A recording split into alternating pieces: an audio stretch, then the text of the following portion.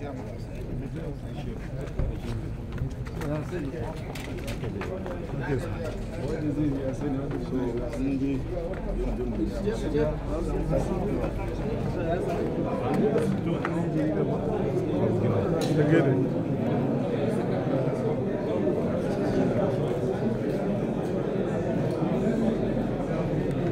Excellencies, distinguished guests, ladies and gentlemen, Okay. I've just been informed that the candidates of the People's Democratic Party, who doubles as the sitting governor of the state, in the person of Senator Bala has just stepped in for this debate. A round of applause for him.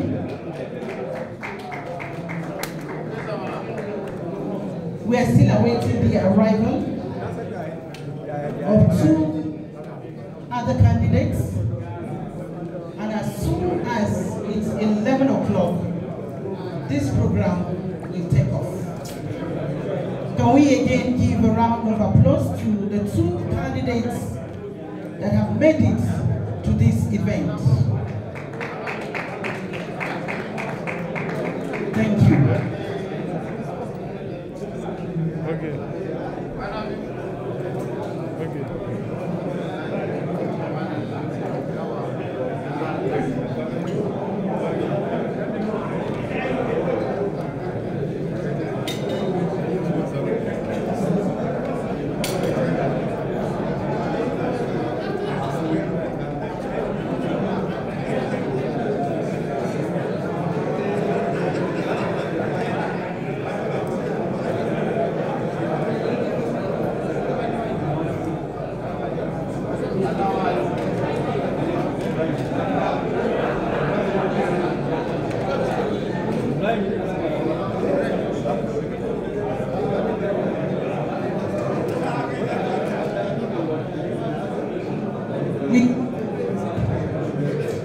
We want to crave the indulgence of people in this hall to please take their seats, with the exception of the cameramen who are handling the cameras and the security personnel here present. Kindly take your seat even as we await the arrival of two other candidates for this debate.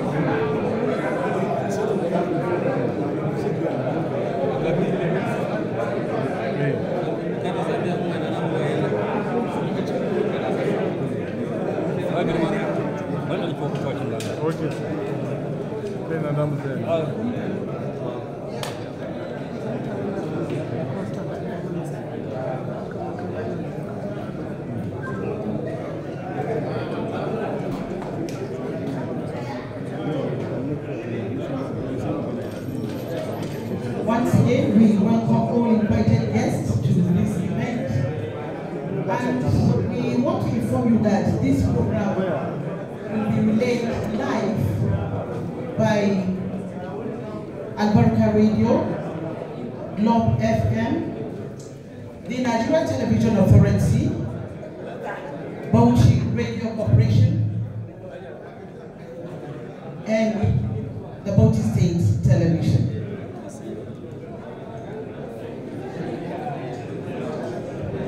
All community radio stations are expected to hook on to the services of the PRC for this program. We crave your indulgence to please wait patiently as we await the arrival of the remaining two candidates, after which this program will take off.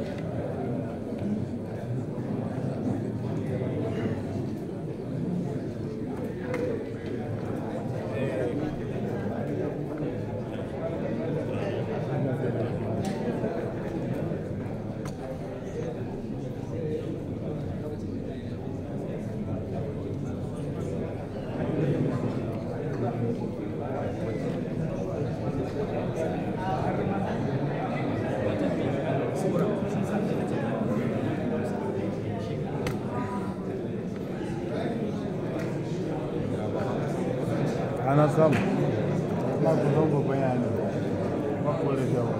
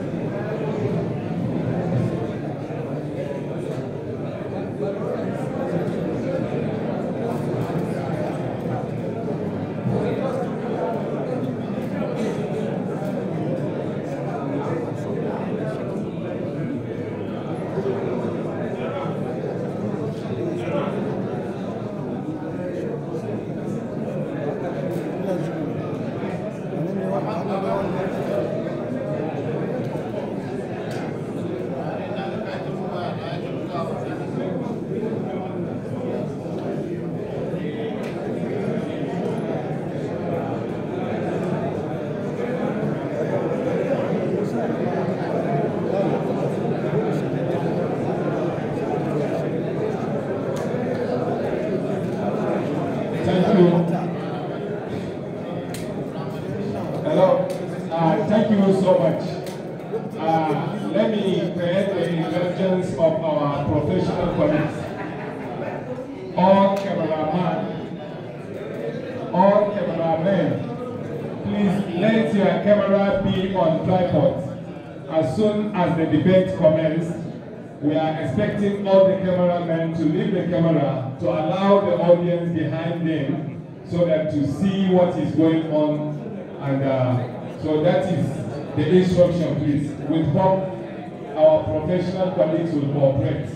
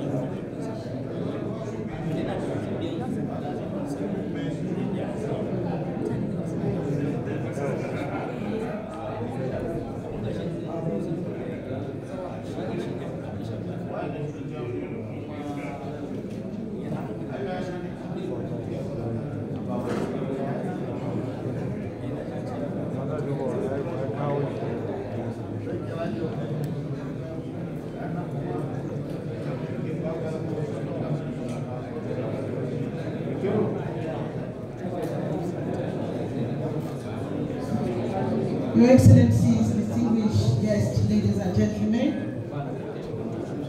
we have just been informed that the gubernatorial candidate of the All Progressives Congress, in the person of Ambassador Marshal Sadiq Baba Abubakar, has just stepped in. We have received apologies from the candidate of the New Nigeria People's Party, in the person of the Senior Senator Gwamna. He sent in his apologies and said he will not be able to make it to this event. As it is, we have 3 candidates seated, and we want to thank His Excellency Governor Bala Mohammed for waiting patiently here since. We also thank Barrister Umar Farouk, the PRP gubernatorial candidate, for patiently waiting for the arrival of the last candidates we've been waiting for. In a short while from now, this program will take off in earnest. Permit me at this juncture to please appeal that we have one house. Can we have one house, please? Thank you.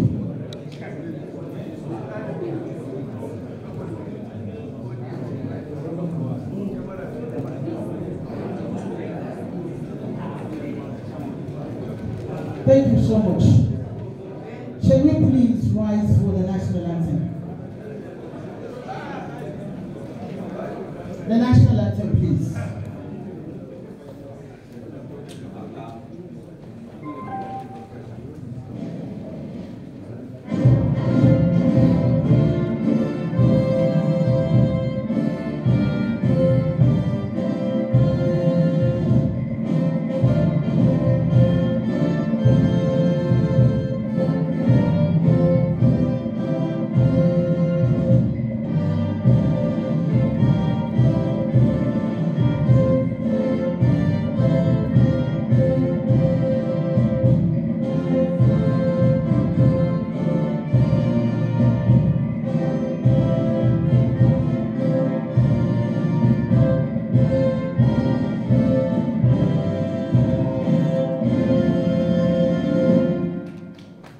so much.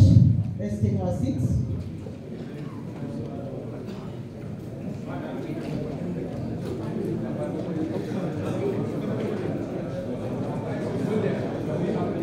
We want to pray the indulgence of those standing.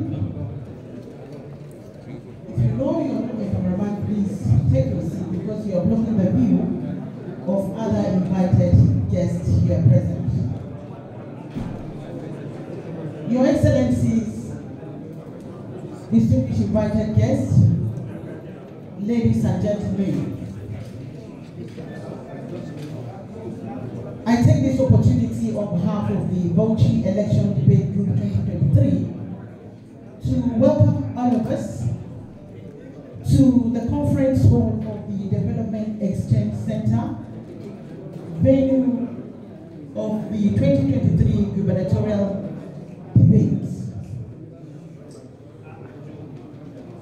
The 2023 election debates, by way of introduction, was initiated by the Bauchi State Council of the Nigeria Union of Journalists. But I'm glad to inform you this morning that the program is taking place in active collaboration with 5 state chapters of 5 different organizations, namely the Nigeria Medical Association, the Nigeria Bar Association, the Medical and Health Workers Union, the Society for Peace Studies and Practice, and the Nigeria Institute of Public Relations. This debate was organized for 2 main reasons: to provide an opportunity for our gubernatorial candidates to speak to prospective voters in Bauchi and beyond about their respective polity trust to enable them make informed decisions come March 11th.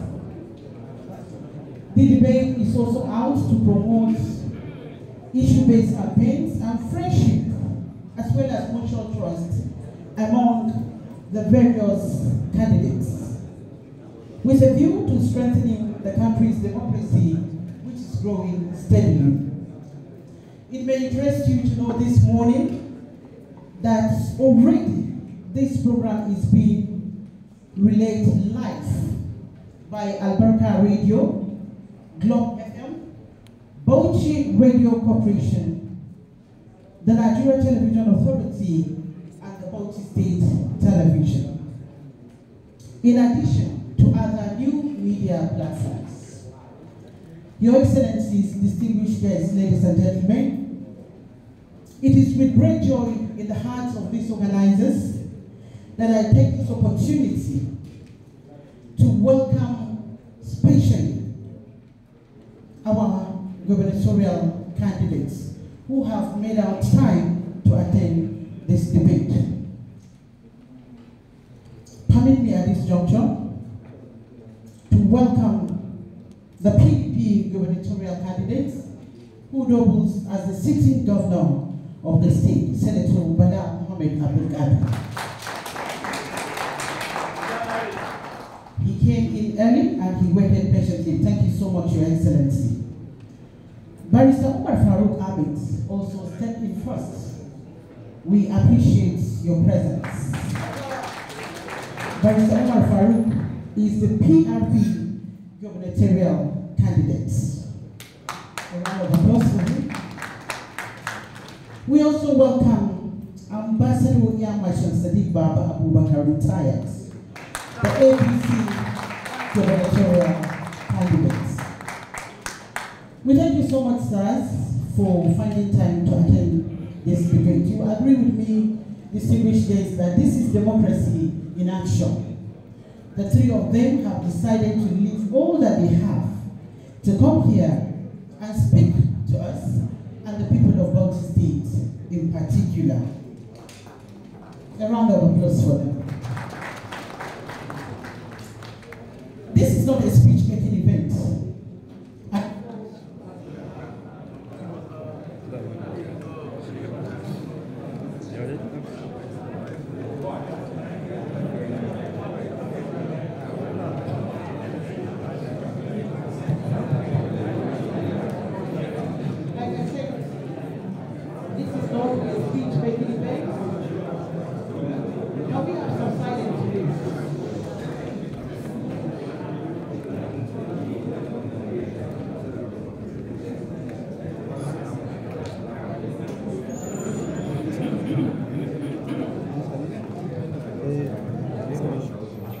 We sincerely apologize for that breaking transmission.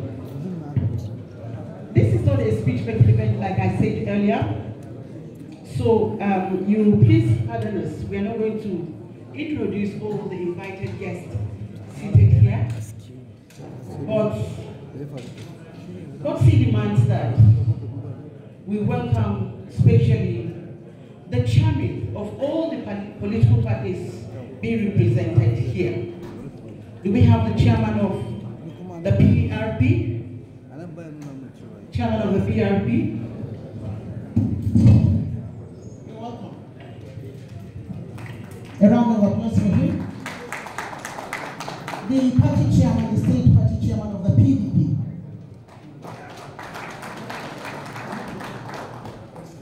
Do we have that of the APC? Okay, he's heavily represented. You're welcome. Let me also recognize the chairman of this occasion. The chairman of this occasion is Professor Shaibu Musa.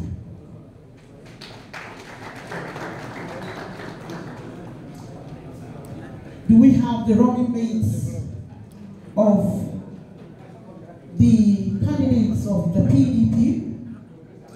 The running mates of the candidate of the PDP? You're welcome, sir. Do we have that of the PRP? The PRP. Do we have that of the APC? Okay, thank you. I take this time also to welcome all directors general of the campaign councils of the 3 political parties. Are they here? Thank you. We also recognize the presence of all heads of security agencies here present. Are they here? All heads of security agencies, are they here? You're welcome, sir. We also welcome all media executives. All media executives? Yes, thank you very much. Let me welcome especially the special advisor to the governor on media. He's also a media executive. Thank you. We have civil society organizations here present. We have people with disability. Are they here? Thank you so much for coming. You agree with me that this is indeed a very important gathering, looking at the caliber of people who are here. Permit me at this juncture to invite the chairman of the Bauchi Election Debate Group 2023, who is going to welcome us specially. He is Comrade Dahiru Garba Mohammed, a one-time chairman of the State Council of the Nigeria Union of Journalists, and now the general manager of Fombina FM Yola in Adamawa State. Thank you.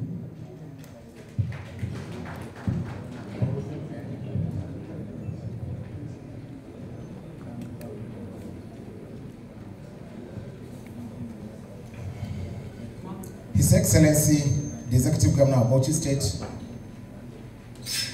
who doubles as the candidate of the People's Democratic Party, PDP, Senator Bala Mohammed Abdul.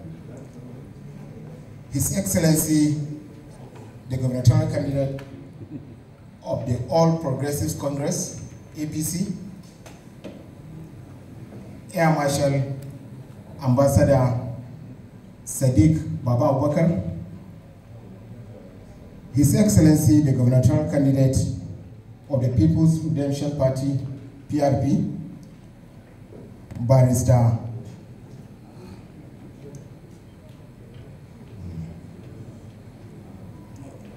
Umar Farouk Ahmed, Chairman of this occasion, Professor Shaibu Musa. Permit me to stand on the existing protocol. In the name of Allah subhanahu wa ta'ala, who grants us the privilege of life and gathering here today as stakeholders in the Bauchi State project to listen to those who aspire to lead us at the highest level envisaged by the premise of our Constitution, Your Excellencies, ladies and gentlemen, I welcome you to this occasion. Kindly permit me to remind you that the main objective of this debate is to shift the political discourse away from personality attacks to issues that are critical to the development of our society.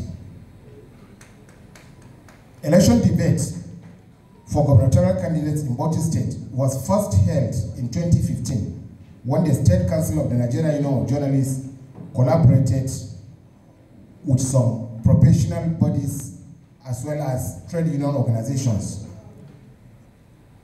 We invited them to come and speak on their aspirations as well as their plans for the development of the state.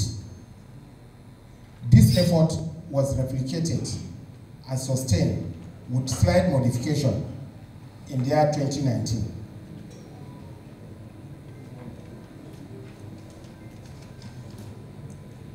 The 2023 gubernatorial debate is meant to consolidate on the gains of 2015 and 2019 with a view to entrenching a culture of robust political discourse that will enable the electorate make informed choices.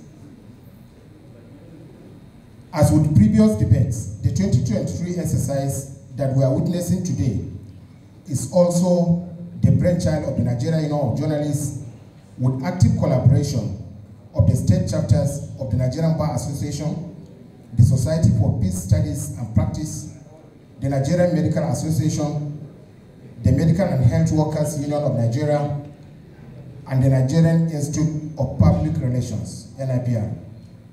This event is fully funded by these organizations. From the beginning, we resolved that we shall neither solicit for nor accept, if offered, any monetary donations from any individual or group. I'm happy to report to you that we have lived by that commitment.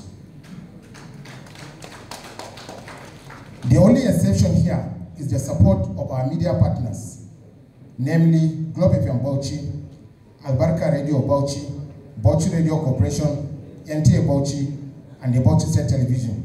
We are immensely grateful to these broadcast outfits that have given us airtime free of charge. With the experience from the 2 election cycles, we decided to limit the number of gubernatorial candidates in this year's debate to only 4 political parties that have won at least an electoral seat in the 2019 election. This is to enable us efficiently utilize the time, as everything we are doing here is being transmitted live on major broadcast stations in the state and across various new media platforms. Mr. Chairman, ladies and gentlemen, in order to achieve the objective for which we are gathered here, we have drawn a few guidelines which will be elaborated by the chairman of this occasion. But suffice to say here that these guidelines pertain to limiting the number of supporters that will accompany any candidate to this debate to only 10, the need for candidates to avoid personality attacks and interruption of their opponents when they are speaking, and the need for the candidates to respect the time limit allocated equitably to each of them. Before concluding this welcome remark, permit me to thank the candidates who have chosen to honor our invitation. The chairman of this occasion, Professor Shaibu Musa, who agreed to chair the occasion despite a very short notice. Security chiefs and media executives who have shown tremendous support in terms of men and equipment, and all those who in one way or the other contributed to making this event possible. Thank you, and may God bless. Another round of applause for Comrade Ahiru Gerba Mohammed. Please, he deserves more than that. Because I know the amount of time and energy spent in organizing this event. Like I said earlier, this is not a speech-making event. So very soon, we shall go into the debate session proper. Permit me at this juncture to quickly invite the chairman of this occasion, in the person of Professor Shaibu Musa, who is going to give a brief remarks and then go ahead to read the rules penciled down for this event. You're welcome, sir.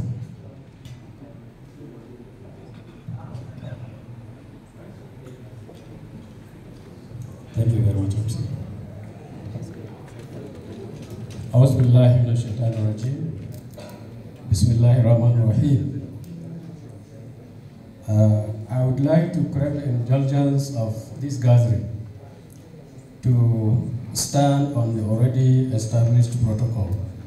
One, for want of time, and two, for us to ensure that everybody that needs to be recognized should assume that he has been recognized properly. Thank you very much for that privilege. The chairman of the election debate group has already mentioned or enumerated the history and objectives of election debates, not only in Bauchi, but also in the country. And those objectives are really lofty.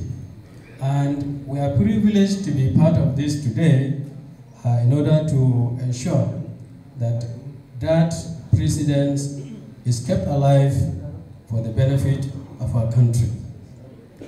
He has also mentioned the organizers of this event, which we acknowledge and continue to encourage in order to bring about the much needed national development in the country. But I want to add one or two things on the objectives of the debates, which the chairman has not mentioned, because what he mentioned were mainly political objectives.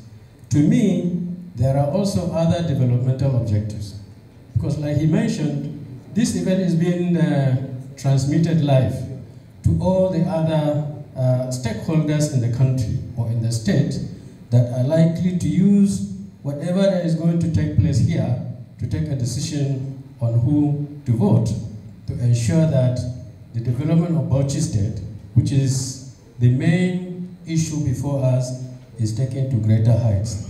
But in addition to all those, there are other social objectives. The fact that a group of professionals can organize this event, bring all, or at least the major participants or the major contestants for the gubernatorial seat, is an achievement.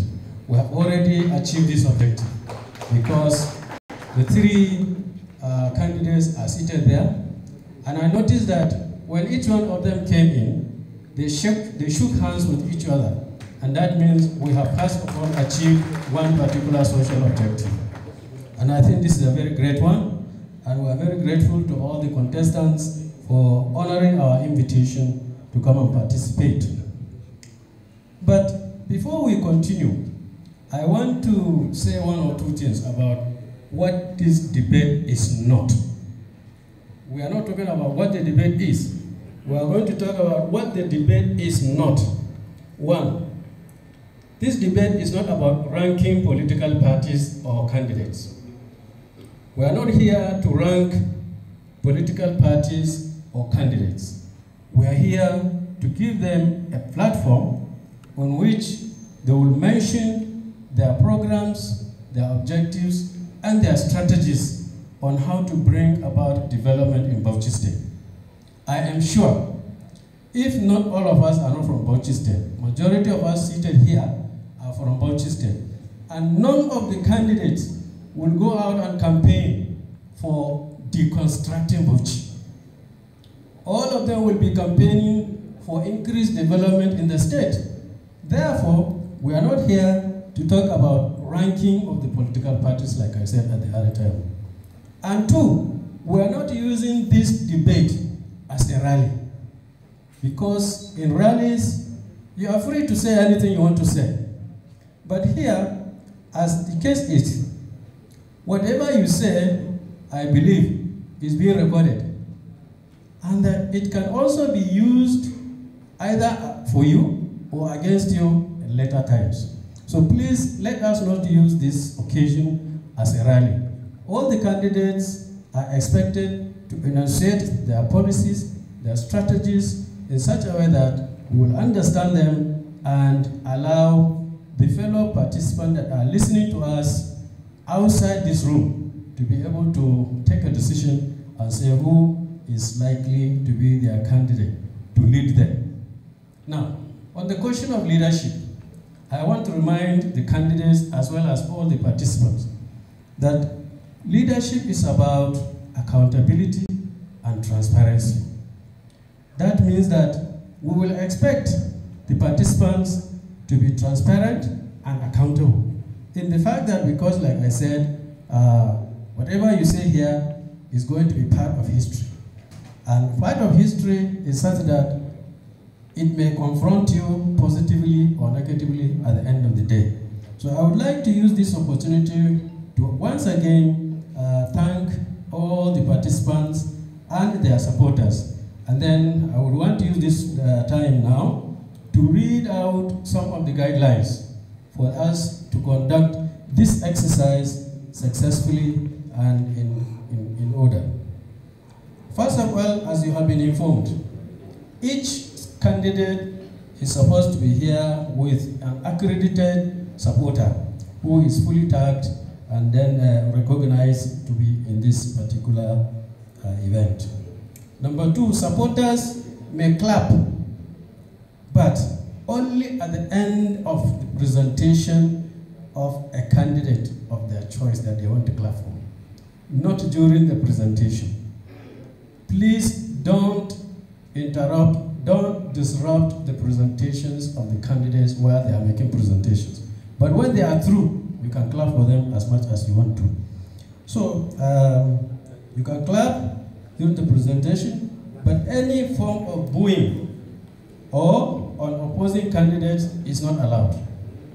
If a candidate says something that you don't agree with, we don't allow a situation where you come out and start booing the candidate. It's not allowed here. 3, candidates are requested to use decent language throughout the debate and should refrain from making comments that may be regarded as personal against their opponents. Of course, I can be rest assured that this is not going to happen, given the fact that when they came in at each time, they shook their hands, and I believe this is not going to happen in this particular function.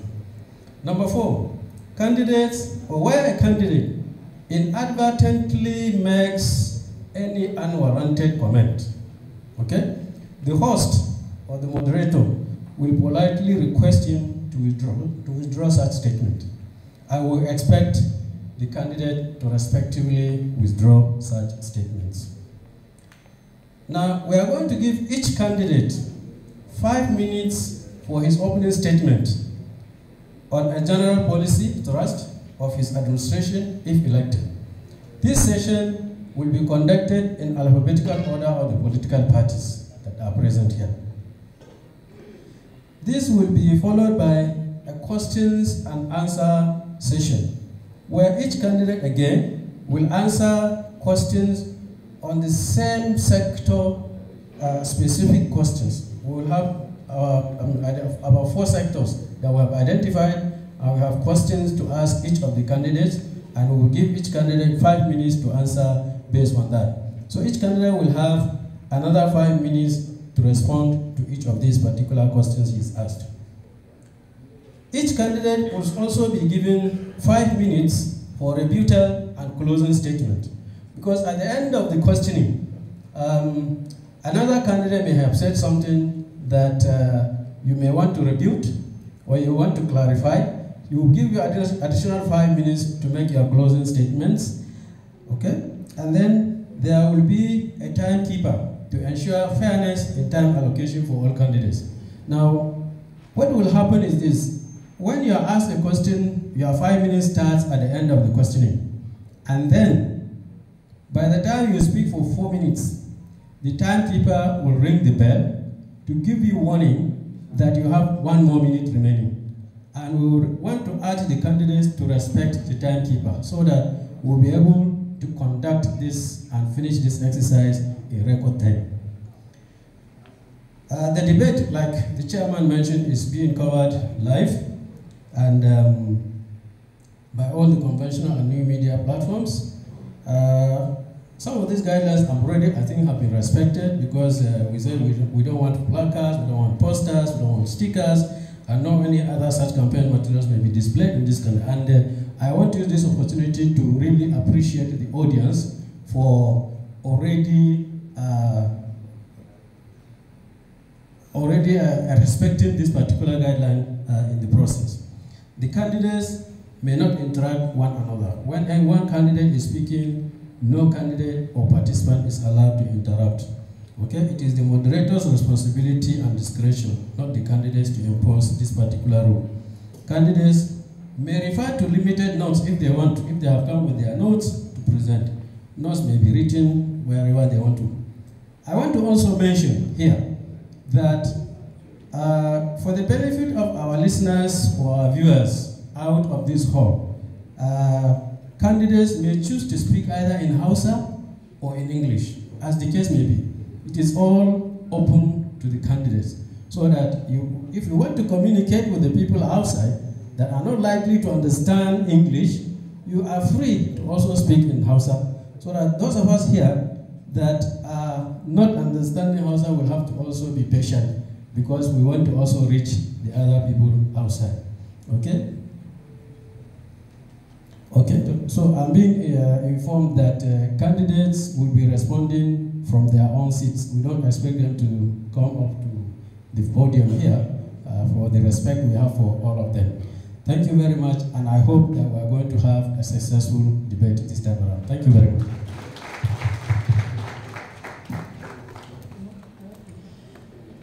Thank you so much, Mr. Chairman, for that remarks. Can we again give him a round of applause?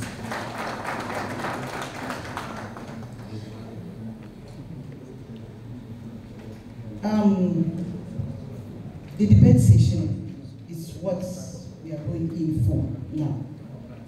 We don't intend to keep our candidates. We know that we have about 6 weeks to the gubernatorial election, and to a politician, 6 weeks is like 6 days. So we don't intend to take much of your time. By the grace of God, by 1 o'clock, or some few minutes after 1, we should be out of this place. At this juncture, permit me to specially introduce our moderators for this session. Can you please put your hands together for Dr. Musa Adamwinti.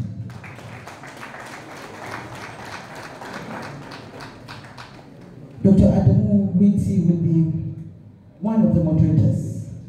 And sitting close to him is Mrs. Bulak Afsa from the Nigeria Television Authority.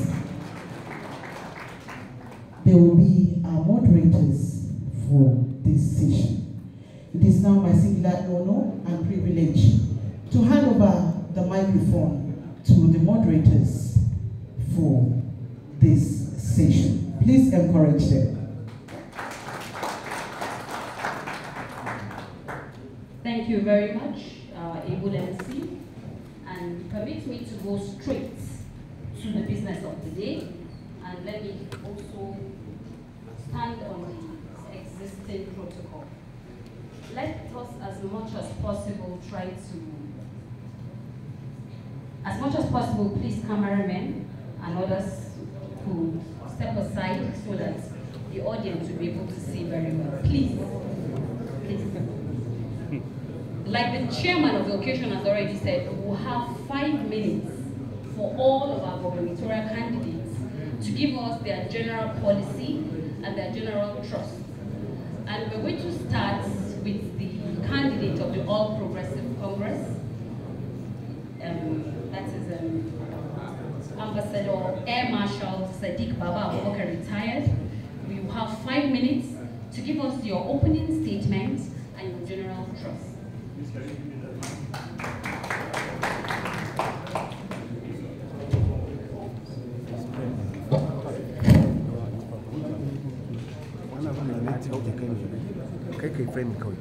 Your Excellency, Executive Governor of Bauchi State, all other protocols duly respected. I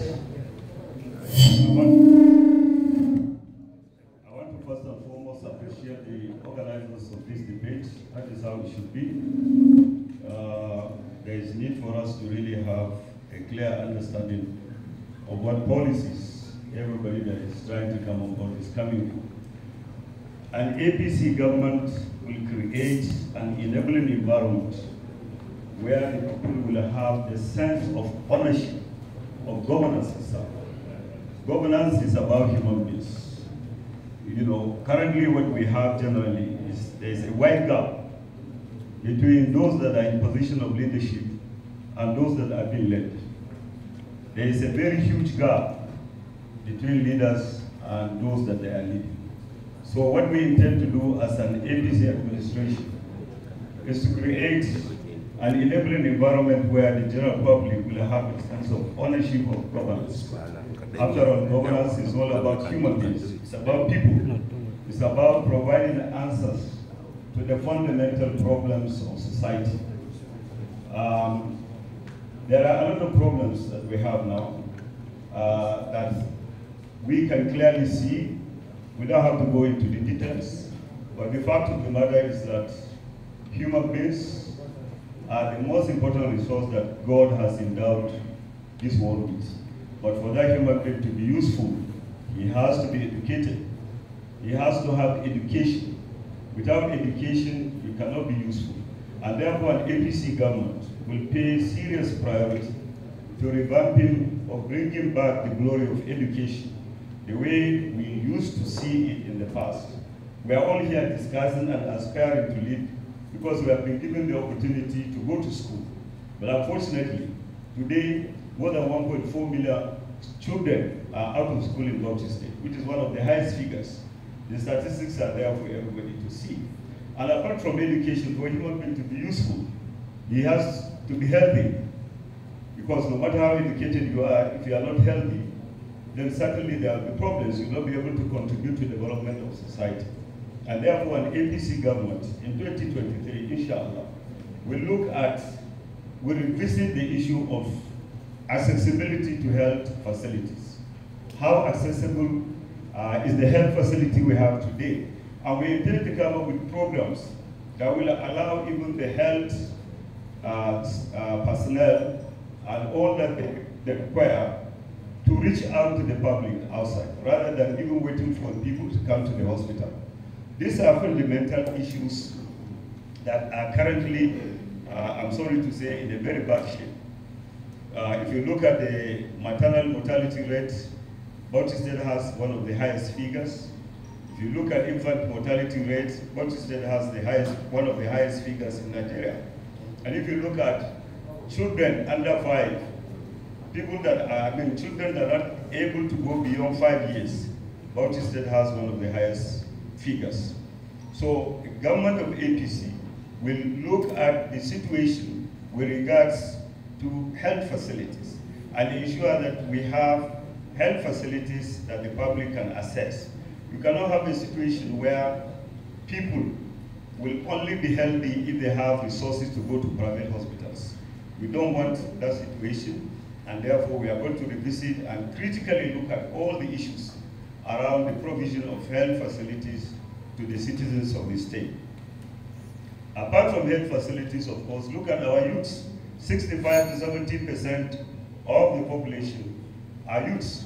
But unfortunately, we do not have any platform that is in place to develop the youths, to give them what they require to become human beings on their own, to be able to stand on their own, to be able to be, earn for themselves, to support themselves and support their families.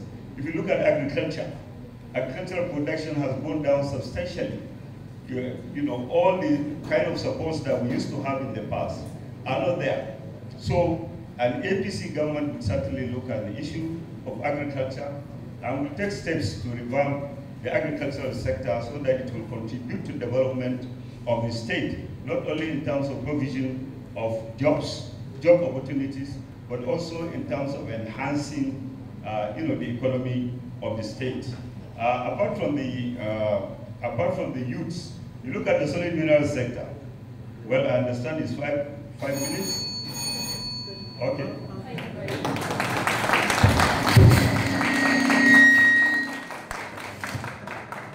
We'll now go to the gubernatorial candidates of the People's Democratic Party.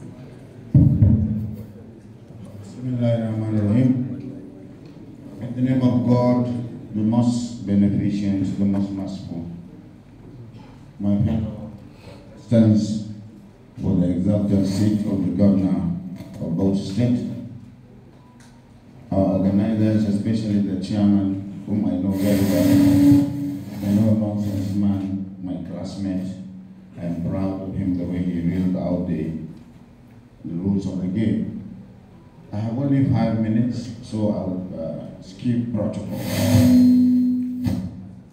We are delighted to be here, and we are grateful to the politicians that have sponsored this outcome. The PDP in Bauchi has been here for the last 3.5 years. And before we came in, we had a baseline study of where we are, where we want to go, how we will go there. We are not just extrapolating or guessing or being presumptuous. Our figures are based on data and information. And we are not to malign anybody. Our achievements are tangible and measurable.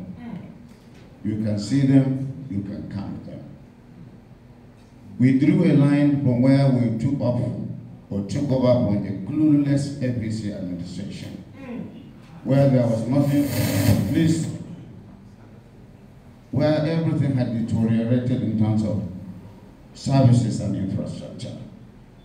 So the thrust of the PDP administration in 2023 is not invention, but continuity of the good things and policies and programs that work. Good governance, education. Yes, we had the highest out-of-school children in the country, as for the figures of 2017. But we have built 5,000 classrooms during the last 3 years, and we have reduced the spend, and we want to continue. In terms of health, yes, we had terrible situation in terms of health figures. Infant mortality, and the fact brother has mentioned. But we renovated and made sure every district has a functional hospital. Apart from that, every ward has a functional primary health centers. And we collaborated with women bodies and built 1,000 clinics. We had only 50 doctors when we came in. We have already employed about 100 to make sure we provide services. We provide health care.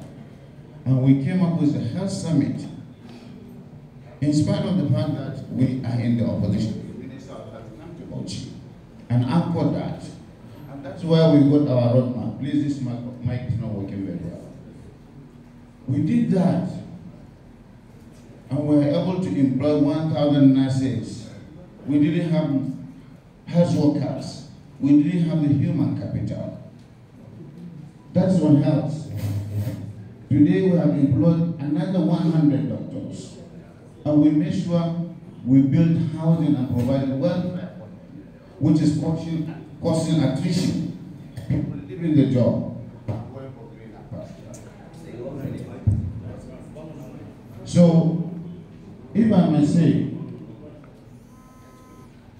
the PDP administration is working on the basis of knowledge, experience. In agriculture, fertilizer was a big issue. Today we have blended and kept fertilizer for the next rainy season.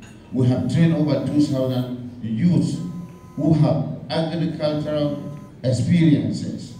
And we are using Nepal powder and others to make sure we provide them with self-employment. Solid minerals, we have already acquired some licenses. So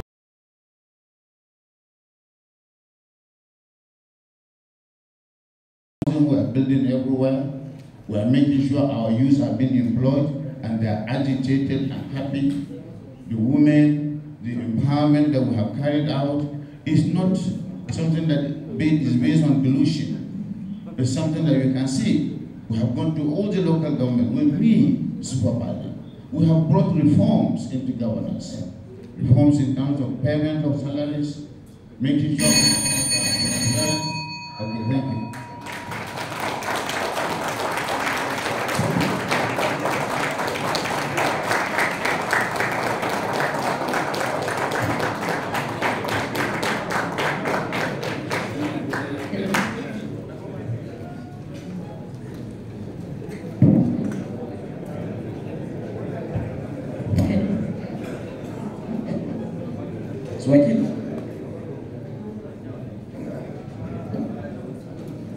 Bismillahirrahmanirrahim. Your Excellency, my learned senior brother, Mr. Chairman, permit me also to stand on the existing protocol. When in 1999 this democracy was brought into this country, and in Bauchi State in particular, up until 2015, there was no gathering of this nature, which goes to show that the democracy is being deepened. Therefore, I congratulate this body for organizing this kind of forum where all of us can come and showcase our programs and projects. I want to also urge the organizers of this occasion to also see to it that the State Assembly actually enacted a law that will make it mandatory for everybody who aspire to lead the state to stand before the people and express himself so that the voters will understand what he has to offer for them. Like everybody said, all of us are here today aspiring because we are not satisfied with where the state is. All of us have different visions which we want to do if given the opportunity. For me personally, I've been part of the two political parties in the past. I was in the PDP, I contested election. I was also in the APC. So hearing them talking to each other, it only gives me courage and it encourages me to believe that yes, I have what it takes to lead this state.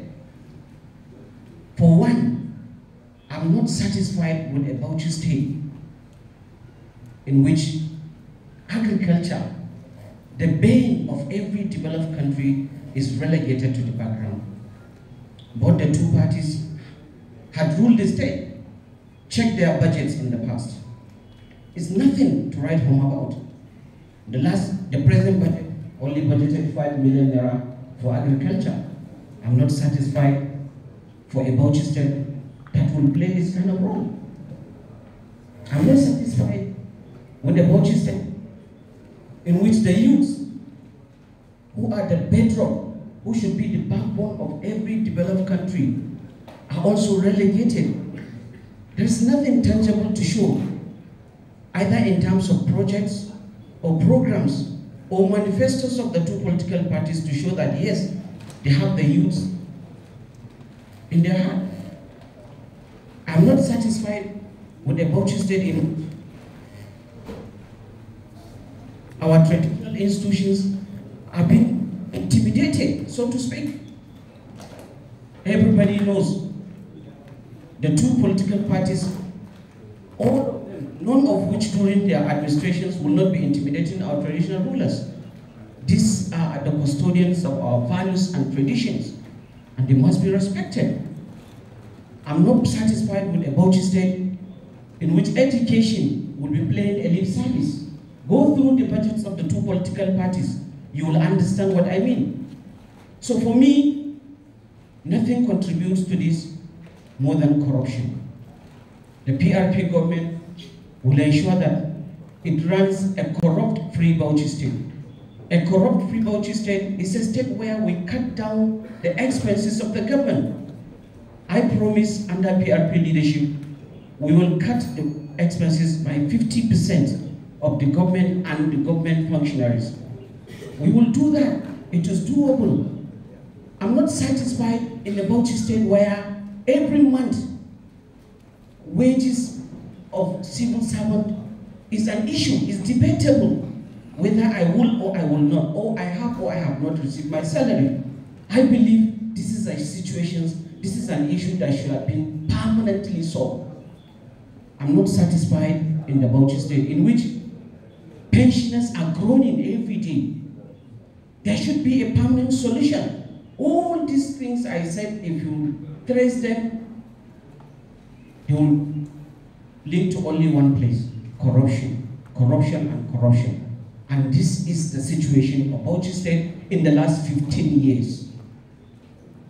I was part of the two government, the two political parties, so I am speaking authoritatively. Thank you. Thank you very much, Your Excellencies. We're going to take 4 questions all in all, and you all have 5 minutes each to answer these 4 questions. We're going to start with you, Your Excellency, the President, gubernatorial candidate for the People's Redemption Party. The provision of effective healthcare services is key to any well-meaning administration. What plans do you have to address the age-long problem of inadequate human resource, that is frontline health workers and facilities in all our various levels of health facility? I will take the question in Hausa for the benefit of our audience. Samar da ingantaccen kiwon lafiya na ɗaya daga cikin muhimman ayyukan duk wata gwamnati mai kyakkyawan manufa ga al'ummarta. Wani tsare-tsare ko tanadi kai domin maganin matsalolin da ta jima na ƙarancin likitoci da sauran ƙwararrun ma'aikata gami da kayan aiki a duka matakan kiwon lafiya na jihar Bauchi. Your time starts now.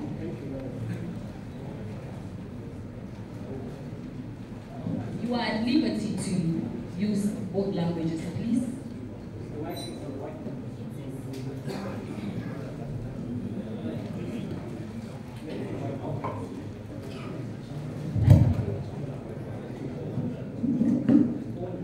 Well, thank you very much. Thank you very much. Like I said, the government of PRP will be governments of honesty, sincerity, or purpose. Whatever we are doing, it's going to be in the open. And like I said, and like each and everybody will say, corruption is undeniably existing in Bauchi state, like in most of the state of the Federation. Therefore, we will ensure that whatever is budgeted or whatever is spent will be judiciously utilized for the purposes for which it was meant.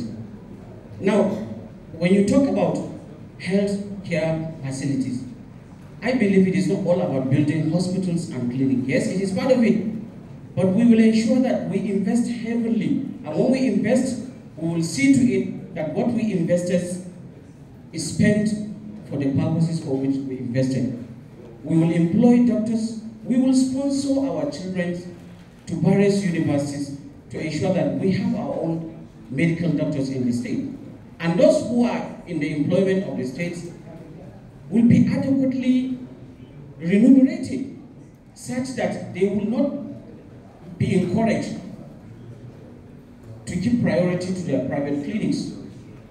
We will do whatever it takes to make sure that the health workers are trained and retrained on daily, on continuous basis, such that each and every one of them will be motivated to give his best or her best to the sector.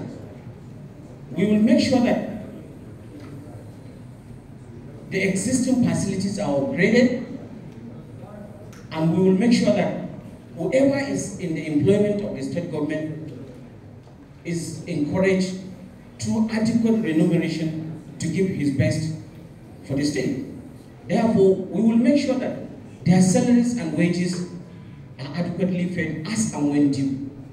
And those of them who are out of service, we will make arrangement to see that even before you are exited of service, your remunerations, your packages are out there for you.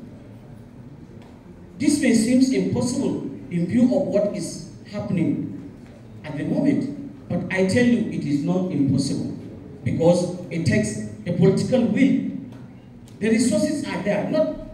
It's not as if the resources are enough, but certainly if the resources will be managed adequately, judiciously, and responsibly, I believe that we would have little or no problem at all concerning the maintenance of our existing health facility and even improving upon them.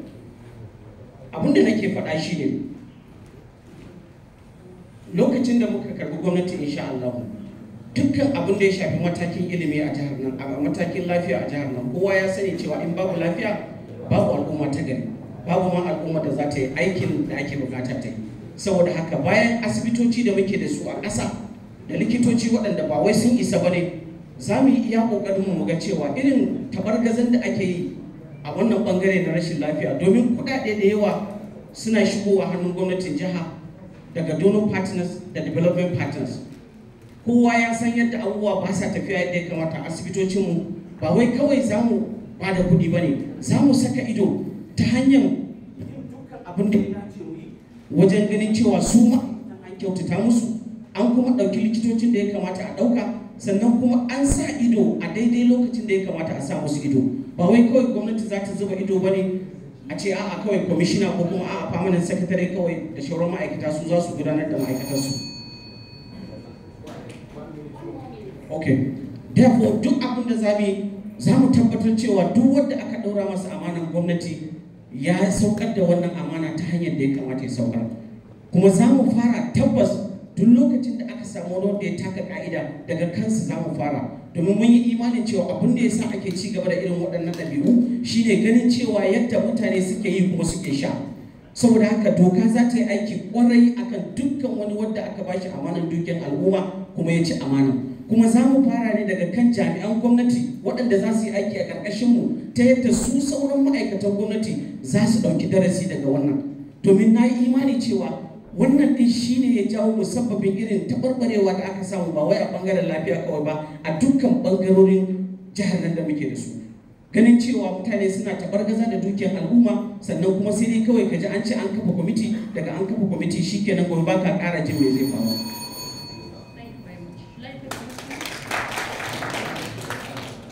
The question again. Provision of effective healthcare services is key to any well-meaning administration. What plans do you have to address the age-long problem of inadequate human resource for health, that is frontline health workers and facilities at all levels of healthcare delivery system in the state? Thank you once again for the opportunity. Well, everybody knows what we have done. We came with a plan and we declared emergency on health because of the bad situation that we have found elsewhere. And of course, we took a capital inventory of our hospitals, and then of course the human capital. where we discovered we had only 50 doctors. Most of our clinics were not working. Even the need for us to have functional and accessible healthcare at the primary level was non-existent. As my brother has said, we work with the federal government and other donor agencies, renovated over 1,000 clinics, made one functional primary health center in each ward, and made sure we provided a drug revolving fund where we brought access to health and drugs to the threshold of affordability. And of course, we want to continue. Every district has a hospital now in Bauchi State. The human capital issue is a big problem. 50 doctors, what is the ratio per doctor in the whole state? And we had to look at what caused the problem. As he said, lack of motivation, lack of welfare. We have been training doctors. We don't want them. And so they left and went to greener pasture. Now we are bonding them. We have really built, and there's no catering facility, meaning housing for them in each of the hospitals. Even here in our specialist hospital, now we have built houses in all our general hospitals for our doctors to make sure they're there. And of course, we have employed more. And we have brought in health insurance so that those who cannot afford health can now afford health. And also make sure that we train and retrain and appeal to the patriotic zeal of the citizens of Bauchi. Because it is not just about money. I inherited Egyptian doctors that were paying them in dollars because we had, the previous administration had to provide the stopgap measure, but it is not affordable. It's so expensive. We are working very hard with WHO, UNICEF, and other, even European Union, to make sure that we train people. Last time when we came, 1,000 nurses were trained, but they were not employed. There was a freeze on employment. We lifted that freeze to make sure we employ more and train more and make health accessible, reduce the infant mortality, make sure that people in the villages can go to a clinic. A pregnant woman can go and get maternity care. And so we are doing a lot based on the data available. And we have provided more money in our budget for healthcare as per the directive of the federal government and WHO. Today, Bauchi State budget on health is about 20% of the whole budget. So that welfare of the citizenry is key. And that's part of the global template.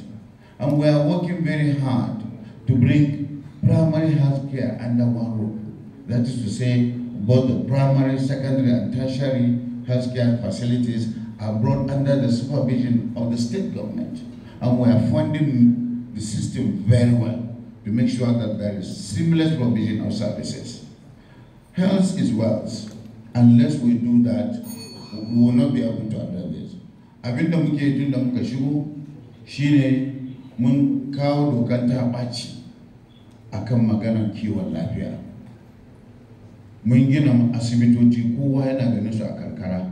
A birane mun gina, mun ɗauki likitoci, mun ɗauki nurses. Kai nurses ma da suke makaranta da ba a biyan su albashi. Mun dawo da su muna biyan su albashi saboda taɓarɓarewar ya kasance ne don ba a san ma da su ba. Likitoci ba su da wajen kwana. Dukkan mun gina gidajen kwana wa likitocinmu a asibitocinmu. Yanzu duk in ka je karkara ko asibitocinmu da suke gundumomi da suke garuruwan hakimai suna aiki. Kuma mata masu ciki suna zuwa su samu kula ba irin na dayan da muka samu abun ba. Kuma mun kawo dokar tabacin nan, gwamnatin tarayya ta yi na'am. Sauran ƙungiyoyin majalisar ɗinkin duniya sun yi na'am, har sun ba mu kyauta na musamman bisa irin wannan kuduri da muka yi. Alhamdulillah.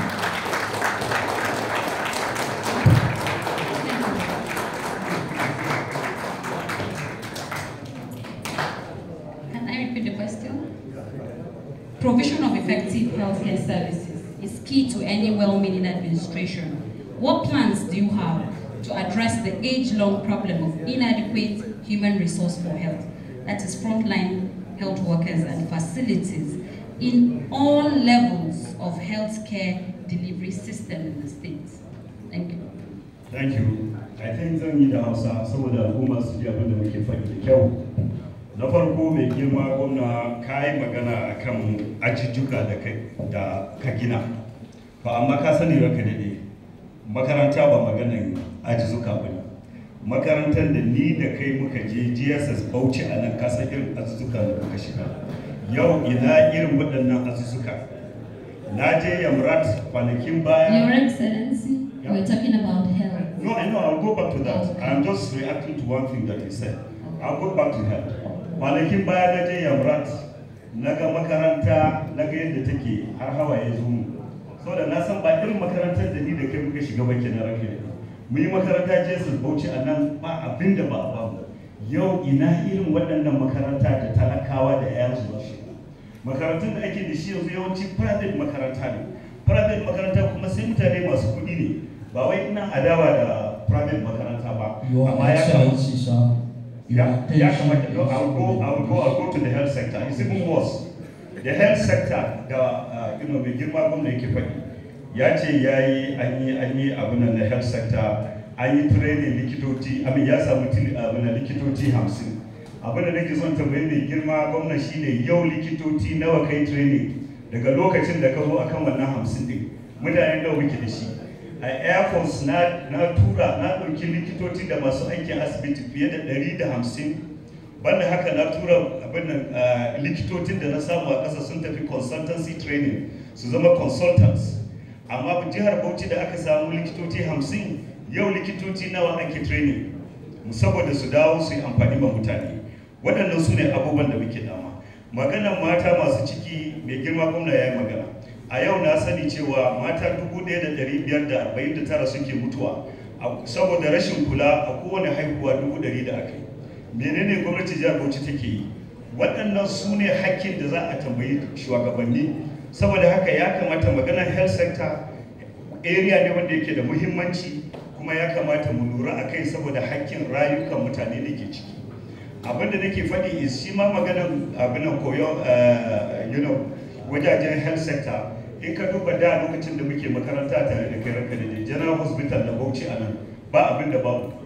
Amma yau za ka ga cewa waɗannan gurare sun zamanto ba su da kima, ba su da magunguna, ba su da abin da ya kamata. Wanda bai da lafiya dole ya tafi private clinic.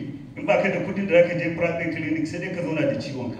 Ni na da health foundation wanda na ɗauki mutane da yawa na babba su an kai su ana treating nasu a wurare daban-daban cikin Bauchi, wasu ma har India mun kai su. Saboda mun san cewa ba su da halin da za su samu abin sauki a irin halin da ake ciki. Saboda haka magana health sector, primary health sector da ake magana, ana da 1,000 clinic, ina mutanen da suke operating clinic.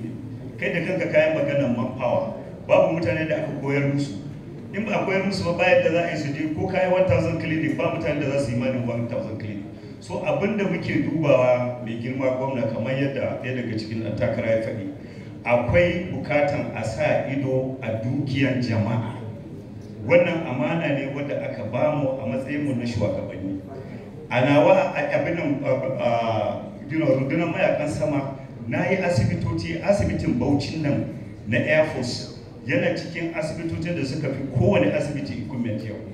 Kuma na yi irin shi a Daura, na yi irin shi a Port Harcourt, na gyara wanda yake Port Harcourt na upgrading na shi. Na yi equipping duka all asibitocin, na yi equipping all hospitals namu. Saboda me? Saboda na tabbatar da cewa audience haka.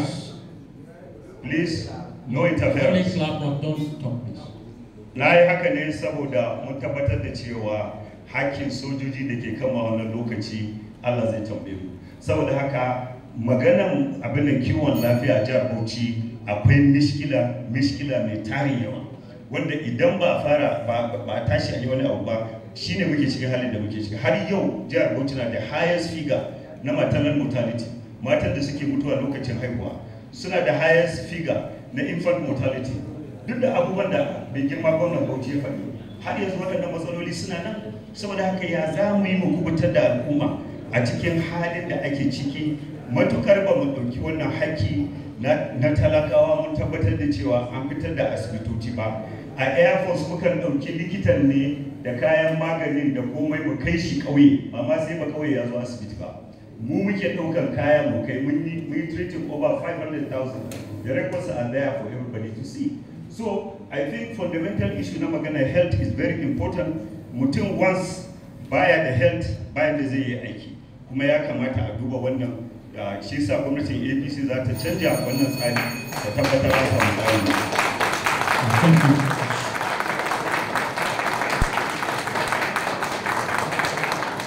First, we want to draw the attention of the audience. Please, you are not expected to clap until after the presentation of the candidate. Please respect our regulations. The next question is going to be on education, and we are going to start with the gubernatorial candidate of PDP, who is Senator Bala Kauran Bauchi. I just want to read the question for you. The question goes: the persistent decay in the education sector in Nigeria, and Bauchi State in particular, characterized by rising cases of out-of-school children, poor learning environment, and poor welfare for teachers, is glaring. How do you intend to make a difference, if re-elected, in this sector, knowing fully well that no society can rise above the quality of its educational sector? You have 5 minutes to respond, sir. Muna godiya wa Allah, abinda muke yi ba yaudara ba ne, kuma ba ƙarya ba ne, ba surutu ba ne, ba kuma muna sukan kowa ba ne. Kowa ya sani yadda muka samu taɓarɓarewar ilimi a jihar Bauchi. Gwamnatin da suka shuɗe, ko samun kuɗi da ake ba mu a Abuja na UBEC ba sa yi. Mun gina azuzuwa 5,000. Air Marshal Sadiq ya ce azuzuwan ba su da ƙwari. Watakila all the time yana samu ne mai sauko ƙasa ba ya ga yadda asibitoci yadda azuzuwa suke. Don kasar shi ɗan bariki ne? What is please, watakila ya san abin da yake faruwa a karkara ba. A karkara mutane suna murna da mu irin abubuwan da muka yi. A karkara malaman makaranta ana biyan su albashi a kan kai. Wani maganan cewa aji bayi da kwari ba gaskiya ba ne. Your Excellency, sir, please, we want you to withdraw the word you use. Okay, watakila shi bai cika zauna a Bauchi ba, zuwa yake yi. Mu muna zaune a Bauchi, mun san mutanen ƙauye, mutanen karkara ne. Ilimi mu yi iya gwargwadonmu don taɓarɓarewan ya kai intaha. Ba maganin inda kake akwai kuɗi ne ma, kamar inda kai aiki na Air Force, gwamnatin tarayya tana baka kuɗi. Mu muna abu ne mai ƙwari. Ai ko katangan da muke ginawa a asibito a makarantunmu ya fi katangan da ka gina na Air Force da yake faruwa kowace shekara. Ko ba haka ba, mu ba ma abu saboda yaudara. Jihar Bauchi ta wahala a baya, kuma abin da muke yi shine mu yi ƙoƙarin mu ga cewa an gyara ba tare da mun zargi kowa ba. Amfani da dukiya da muke na jihar Bauchi, muna amfani da duk ƙa'idodi da aka sa na dokan ba da kwangila da sauransu. 'Yan Bauchi ne ke yi, mutanen Bauchi ne ke yi, ba ma kawo su daga wayan sura da su yi. Kuma malamai suna murna da mu. In ka duba sakandare ɗinmu duka mun gyara su. Wani sa'i ma enrollment babu, ba a shiga ajin. Muna magana da sarakuna, muga cewa su yi magana da iyayen su kai 'ya'yansu makaranta. Ni da ku duka mun je makarantar gwamnati ne, nawa ne makarantun kuɗi a jihar Bauchi ma har da za a ce na private ake zuwa ba su kai 2% ba, kuma population ɗinmu nawa ne har yanzu dai na gwamnati ake zuwa, kuma babu gwamnatin da ta ɗauki ƙudurin gyaran taɓarɓarewar ilimi irinmu.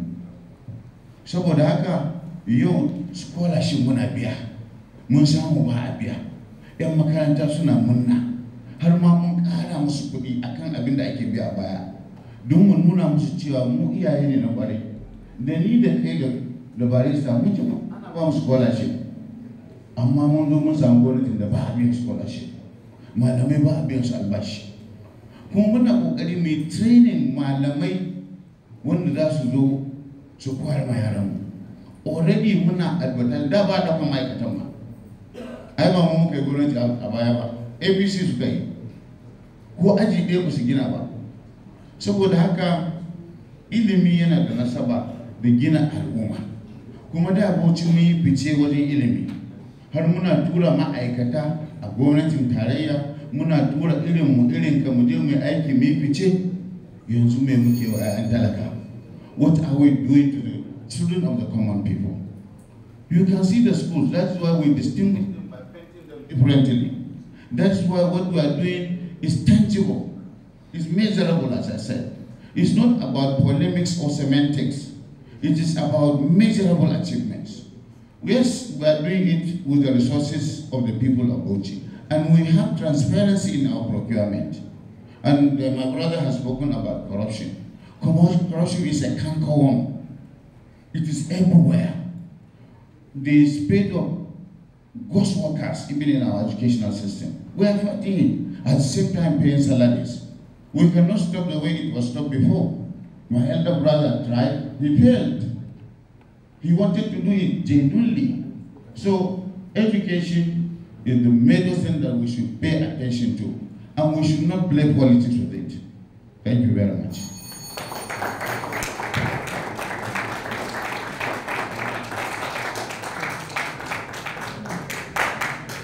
The next gubernatorial candidate to speak is ABC gubernatorial candidate Ambassador Air Marshal Sadiq Baba Ubakar, retired.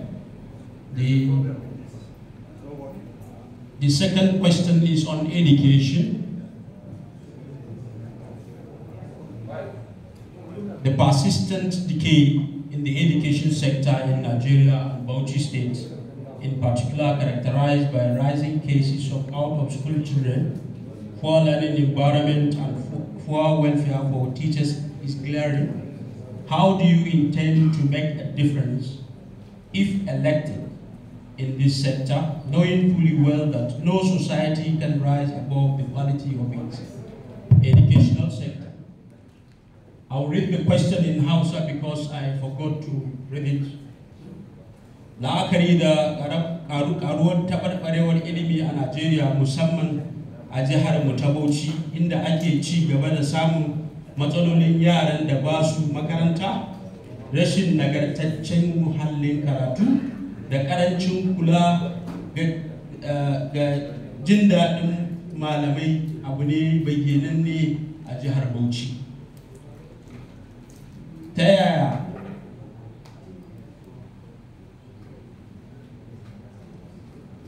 za ka tunkarar ta wani hanya, ta yaya ka shirya tunkarar wannan matsaloli, da akari da cewa babu wata al'umma da za ta yi fice fiye da nagartan bangaren iliminta?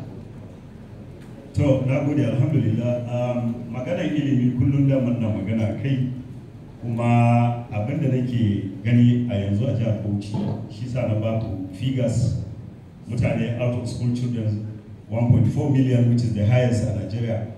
Naga figures, in recent figures, akwai marginal improvement, but I'm trying to confirm on that position before I will bring it out. Ilimi, duk al'umman da aka kashe ilimi, an kashe wannan al'umma. Kamar yadda nake faɗi, waɗanda suke zuwa makaranta mai girma gwamna, wanda suke zuwa makaranta, yaran da suke zuwa makaranta yanzu, yawancinsu 'ya'yan masu hali ne wanda za su iya biyan private school. amma yawancin makarantun da muke zuwa na gwamnati na nan wanda suke yanzu a nan za ga yawanci yaran suna ba su da babu infrastructure, babu azuzzuka, babu kujeru, babu tables. Mutane da suke yin wannan karatu suna zama ne akan floor suna karatu. Wasu yaran kuma a gindin bishiya ake koya musu. Yawanci naga wannan na kan rasa because ina san cewa kai mai son karatu ne. Kuma mai makaranta ɗaya da kai, makarantar da namu isasshen waje ne wanda kowa ya sani. Ana biyan mu abinci, ku ne ma abin da monitors ake biyan ku 40 kobo.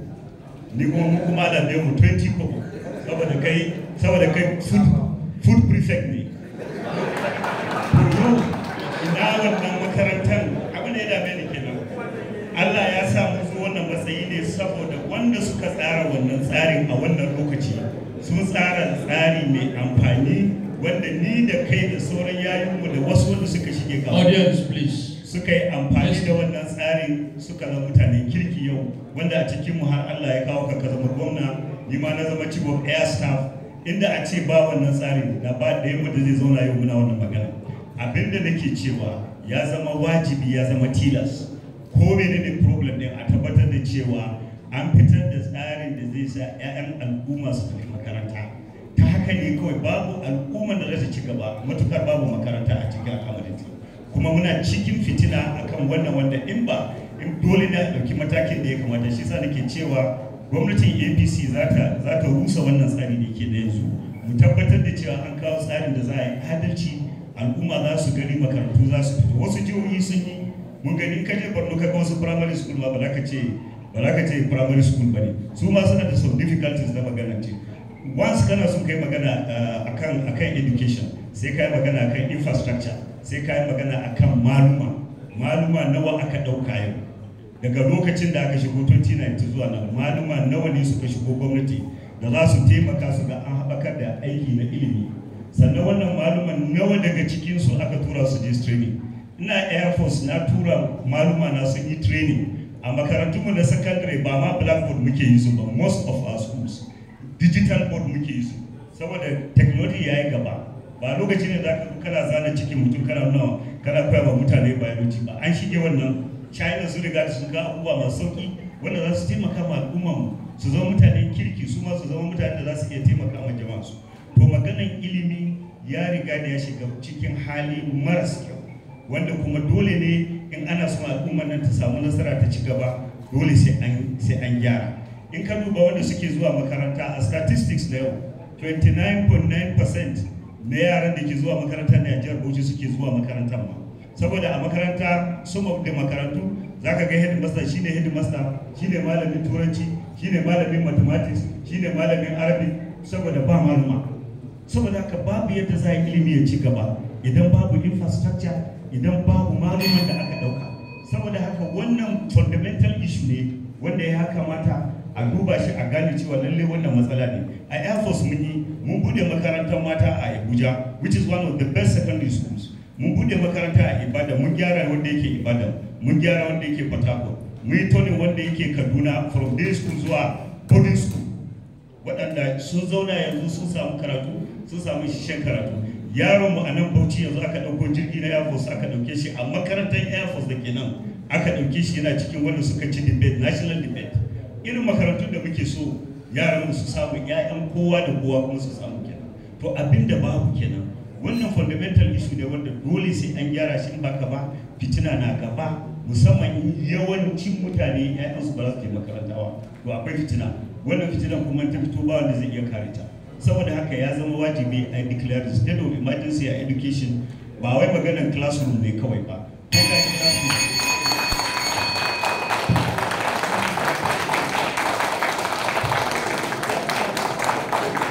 The next question. The next candidate is PRP gubernatorial candidate Barrister Omar Farouk Ahmad. Question number 2.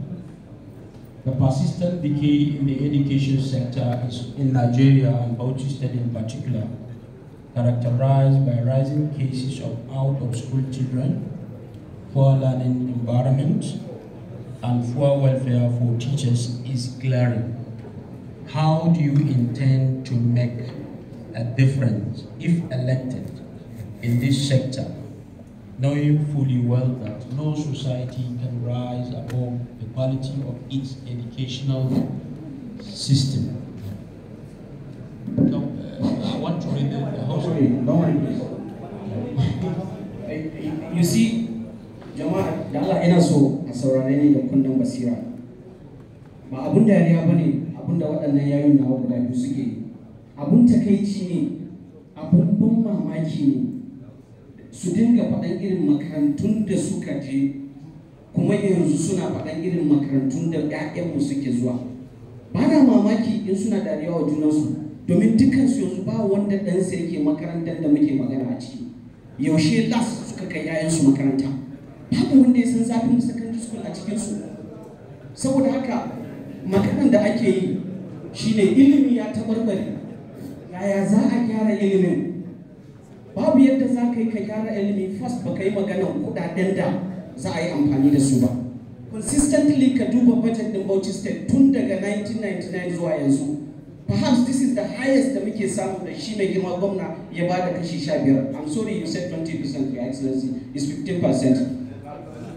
So, babu kudin, kuma kudin da aka yi budgeting din ma baya kai ga inda ya kamata ya kai. Me ya faru baya kaiwa? Ai su ne shugabannin jam'iyyun biyu su suke mulki tun daga 1999 zuwa yanzu. Kuma kullum ka tara su irin maganan kenan. Kamar yadda mai girma gwamna ya faɗa, it's not rhetorics, it's not semantic. Yes, it is practicability. From all indications, what we have seen so far is a gross failure by the two political parties. We need a competent hand. We need somebody who has the zeal, who has the energy, and who actually understand where it pinches. At the moment, none of them understand where it pinches. And I'm speaking with passion because I believe that if I can be given the opportunity, even with the 15% that they have so far budgeted, I will see to it that those who will be responsible for the infrastructure, first of all, the contract, I will make sure that the State Assembly amended the Bauchi State Procurement Law to remove the selective tendering, because that has been the bane of corruption in the state. All contracts must be open, transparent to everybody. This is not what is obtained presently in Bauchi State, and it is not peculiar with PDP. It has been like that. So our procurement procedure would be open in such a way that everybody will be allowed to participate. And when you look at the contract that His Excellency has been talking about, you can hardly identify who are the contractors. So the bottom line is that unless and until you block the leakages, and you can only block the leakages by making sure that the political office holders are receiving less, the offices must be made to be less attractive. Because that is why you can see, if you go around Bauchi State today, everywhere has been painted with billboards. These are the money that are supposed to go into education, money that are supposed to go into agriculture, money that is supposed to go into the development and welfare of our children. Where has that money been before now? We always say no money, no money. Would we say that all what we are seeing today are coming from their private pockets? No. Even the APC that are talking, they would say they actually organized a dinner. They raised money. How? We all see, we take them one after the other. We know that what they are spending are not their personal resources. So education must stop being given a lip service. All I believe is that you keep repeating the same thing, you will keep getting the same result. This has been happening from 1999, and it will continue to happen if you say you will give the two political parties the opportunity. What they don't have is the political will. Why? Because one way or the other, all of them, once scrutinized, will not go free. So I am employing you, the media, who are supposed to be the members of the Fourth Estate on Dreams. You have heard us, you have heard what they say. Please cross-check at the end of the day and give us a feedback, a result of what you have found. Education, ilimi kama yadda na faɗa. kowa yana faɗa cewa babu makarantu, babu azuwa, babu kaza, babu kaza. Shin da me ake waɗannan abubuwa? Da kuɗi ake yi. Babu kuɗi, yes, ana yin budget ƙasa da kaza. We have never in Bauchi State ever proposed a budget that is up to the standard required by the World Health Organization or the United Nations.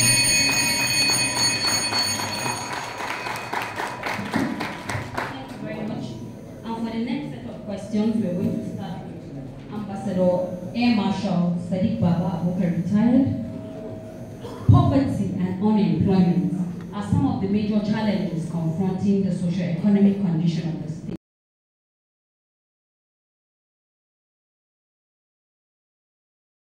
If elected into office, how do you intend to tackle these problems?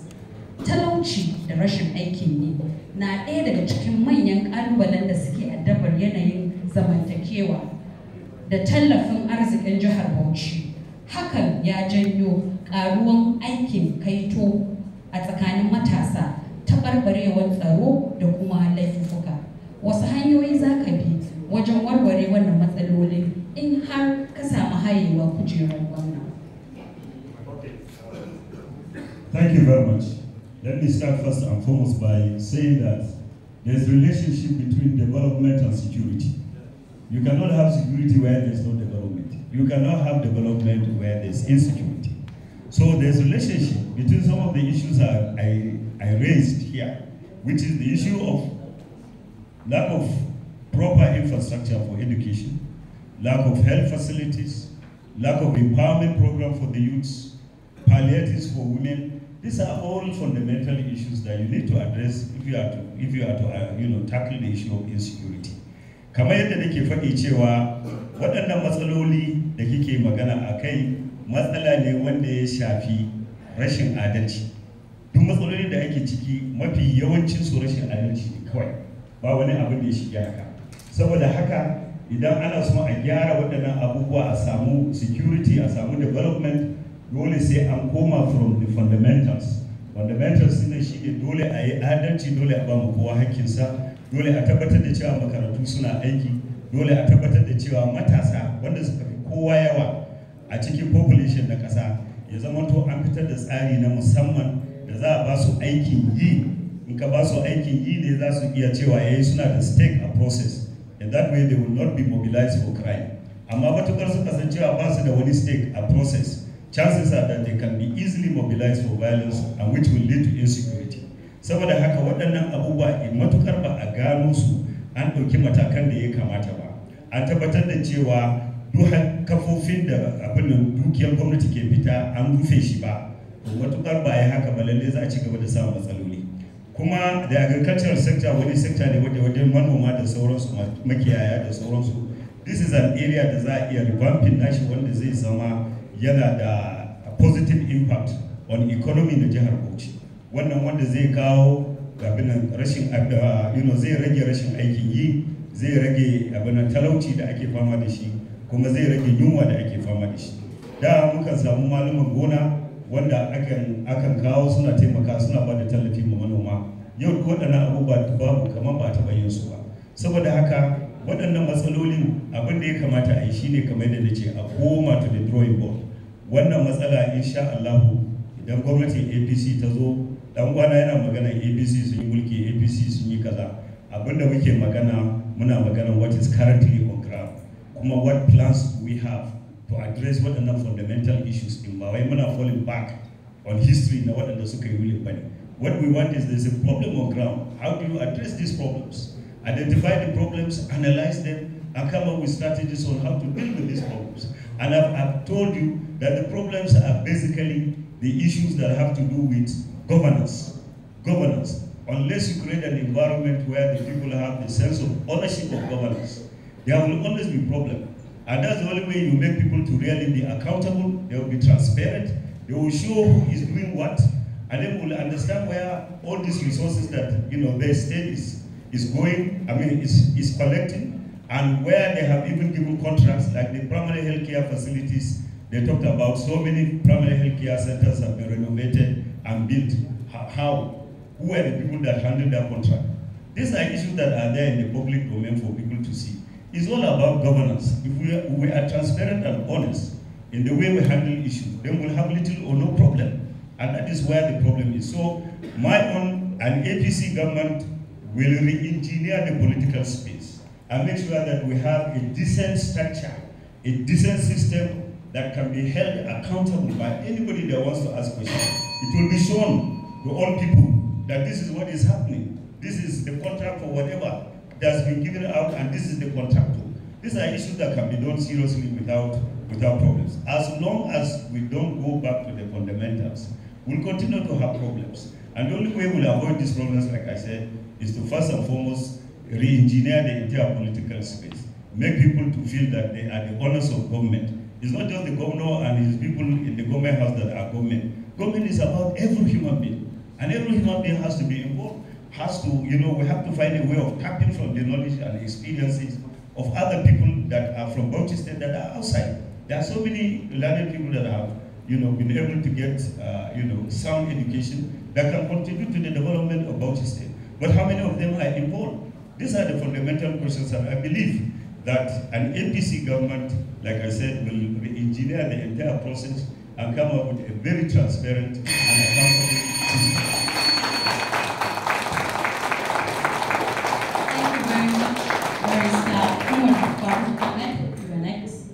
Poverty and unemployment are some of the major challenges confronting the socio-economic condition of the state, translating into youth restiveness, insecurity, and crimes.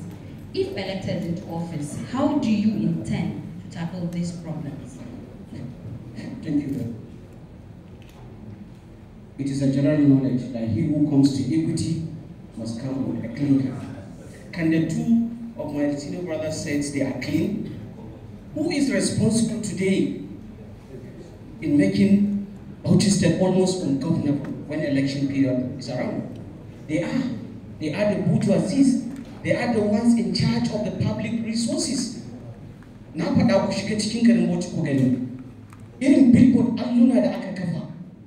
Kudaden da aka yi waɗannan alluna ina aka samu su? Kudaden al'umma ne. Saboda haka babu yadda za a yi talauci ya rabu da al'umma muddin shugabanni ba su zama accountable ba. Barista, ka janye wannan kalma da kai amfani da shi cewa kudaden al'umma ne aka dauka aka yi baka da hujja da da. I stand corrected. Sorry, I apologize. Abinda muke faɗa shi ne kowa ya sani a cikin waɗannan shekaru da ake mulki a jihar Bauchi waɗannan jam'iyyu biyu su suke yi me suke yi kuma me suka aiwatar. Idan kana maganin empowerment ne, shin me yasa political space din yake zama chunked up some few months to election? Because lokacin ne kake ganin dukiya yana wasa. Ko ban faɗa ba, al'ummar da suke sauraron sun sani. In ka ce youth empowerment yana nufin first waɗanda suke buƙatar ilimi dole a basu ilimi. Waɗanda suke buƙatar sana'o'i dole a basu sana'o'i. Abin da yake faruwa shine babu yadda za a yi ka iya ɗauke kashi 50 na matasan jihar Bauchi ka sama musu ayyukan idan baka gyara harkar noma a jihar Bauchi ba. Kuma the only relationship da yake tsakanin manoma da shugabanni tun daga 1999 zuwa yau shine kawai takin zamani. Ba ka sanin manoma da suke ƙauyuka ba sa sanin ma akwai gwamnati sai an fara maganar takin zamani. Wannan shine kawai dangantaka. Matukar gwamnati ba za ta iya re-engineering agricultural sector by deploying state-of-the-art technologies, by diversifying the field of agriculture babu yadda za a yi ka ɗauke waɗannan mata daga kan tituna kuma ka hana su irin waɗannan ta'addanci da ake yi. Kuma kowa ya sani mu 'yan siyasan mu ne muke assasa wannan domin yau ana yin mulki ana kafa gwamnati waɗannan abubuwa gaba ɗaya suna watsewa sai yaushe za ka ga sun dawo sai goshin zaɓe wa yake dawo da su mu muke dawo da su walau da kuɗin walau da kuɗin gwamnati. Kowa ya sani ai ba haka jihar take shekara 2 shekara 3 da suka wuce ba. Saboda haka abinda mu muke faɗa shine jam'iyyun nan guda biyu sun gaza domin ko ɗa ne ya kai shekara 20 yanzu a duniya ya san ya mallaki hankalin shi. Abin da ya kamata shine waɗannan yara su zama an ba su enabling environment ta hanyar koya musu sana'o'i ko kuma ba su guraben karo ilimi. Dole ne gwamnati ta tashi tsaye ta tabbatar cewa irin wannan almundana da ake yi da dukiyar al'umma an dakatar da shi. Ta yaya za a dakatar da shi? Muddin har yau babu wani jami'in gwamnati da aka taba kama shi da laifi aka gurfanar da shi a gaban kotu. Babu yadda za a yi gwamnati ta iya yin waɗannan abubuwa muddin za a dinga sari noke. Saboda haka ni abin da nake faɗa, in Allah ya ba mu wannan dama, na farko dai tukunna ba za mu gaji da gajiyawa da cewa akwai almundana a gwamnati ba, domin duk wannan al'amari da gwamnati ake yi, da dukiyar gwamnati ake yi. Saboda haka za mu tabbatar cewa dukkan gurabe da mutane za su yi sha'awar shiga gwamnati mun toshe shi. What I'm saying in essence is that you cannot talk about empowerment if you cannot stop corruption, or at least block the leakages, the apparent leakages in governance. Many opportunities abound for bringing foreign donors and foreign partners, but you cannot justify the confidence reposed in the governance system by the foreign donors if you cannot take away those youths off the streets by making sure that those who need education are given the scholarship to further their education. Those who cannot go to school are empowered through various skills acquisition programs. These are doables, and these are not being done because the scarce resources available for these things are almost not available because of the apparent corruption. Thank you very much. Senator Bala, you're next. Poverty and unemployment are some of the major challenges confronting the socio-economic condition of the state, translating into youth restlessness, insecurity, and crimes. If re-elected into office, how do you intend to tackle these problems? Thank you. Thank you once again. Poverty, unemployment, they are just manifestation of failure of governance or government.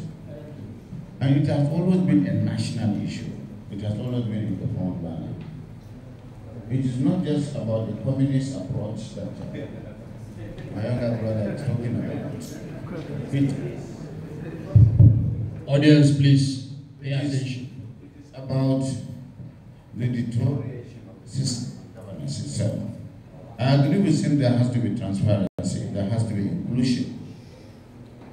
What we have done since we came on board is to make sure we have a baseline studies. What do we do? Where were we and where do we want to go? We had the answers in Nigeria. It didn't happen in Bauchi under my leadership because there have been projects and programs. There have been inclusion and good governance. The youths are engaged. The masons, you see, you cannot just take them to the farm. Most of them are in the metropolis. You have to produce projects and programs, deploy state resources in such a manner that the multidimensional challenges of the state, infrastructure and services are done concurrently in health, in education, in roads, and so on and so forth. All the skilled workers are engaged in much. Even the NSAS protest, we engage them. They believe in us. Confidence in governance has been rekindled. And so, because of the deployment of adequate resources into all the sectors of the economy, there was a barrier between us. During the COVID-19, we brought stakeholding, where the traditional rulers that you mentioned, the stakeholders, the ulamas, everybody was involved. We didn't even have any problem. Today, you cannot have that is unemployed. The tipper driver that is selling sand, he has chains and chains of request supply because we are building primary schools, we are building health clinics, we are building roads, we are building district health houses, we are building so many things. We renovated the state secretariat, we renovated all the local government secretariats. So there are jobs on the ground. That is the the function of the microeconomic development of the state that affects the GDP. If you don't bring programs that will mop up sentiments, feeling of dissension, and withdrawal from the youth, then you will have youth unemployment and restiveness. When employment had been freezed before we came, we lifted the freeze. We are employing. Even the bureaucracy has no understudies.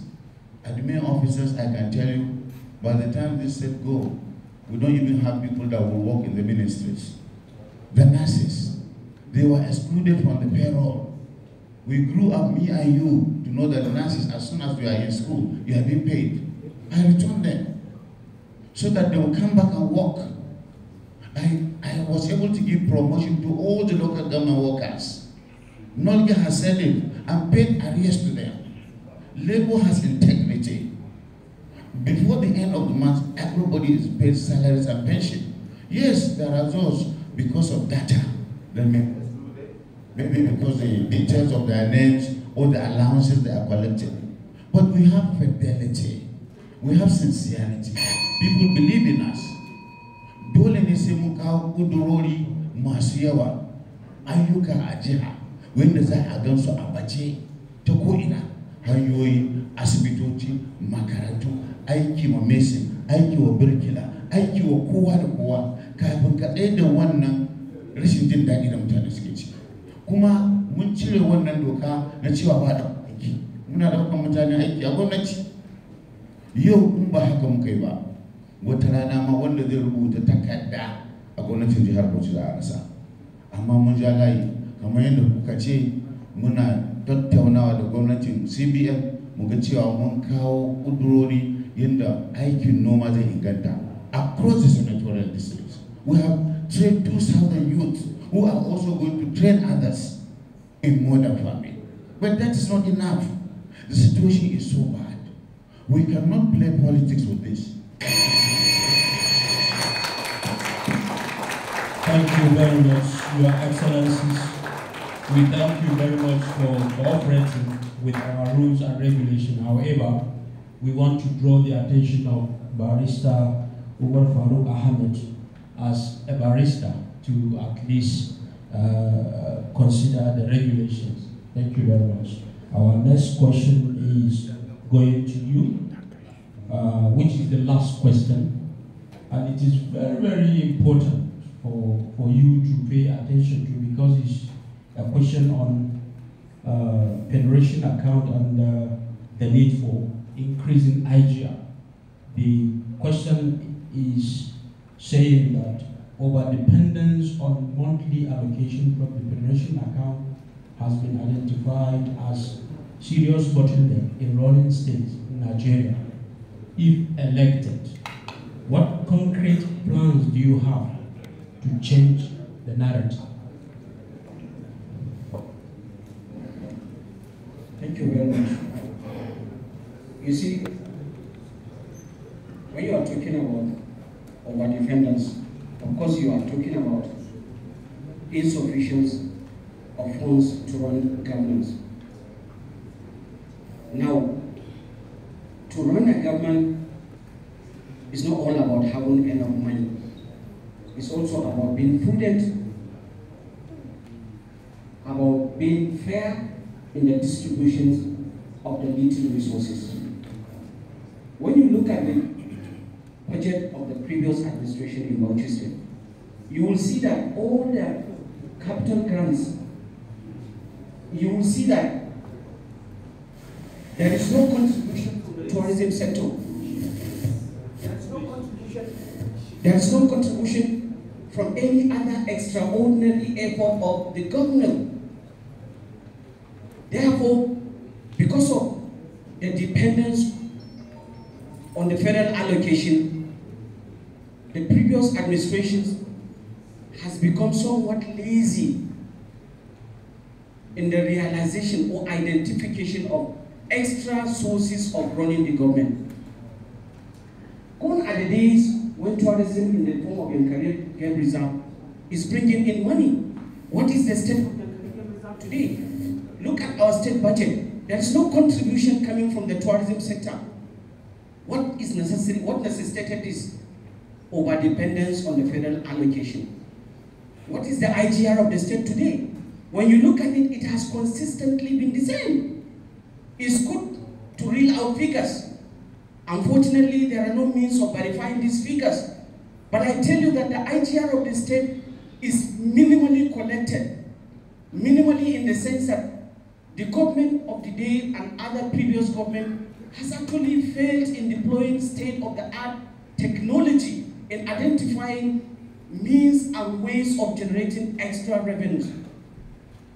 If you cannot have talents, if you cannot deploy state-of-the-art technologies, there is no way you can identify each and every person who is supposed to contribute.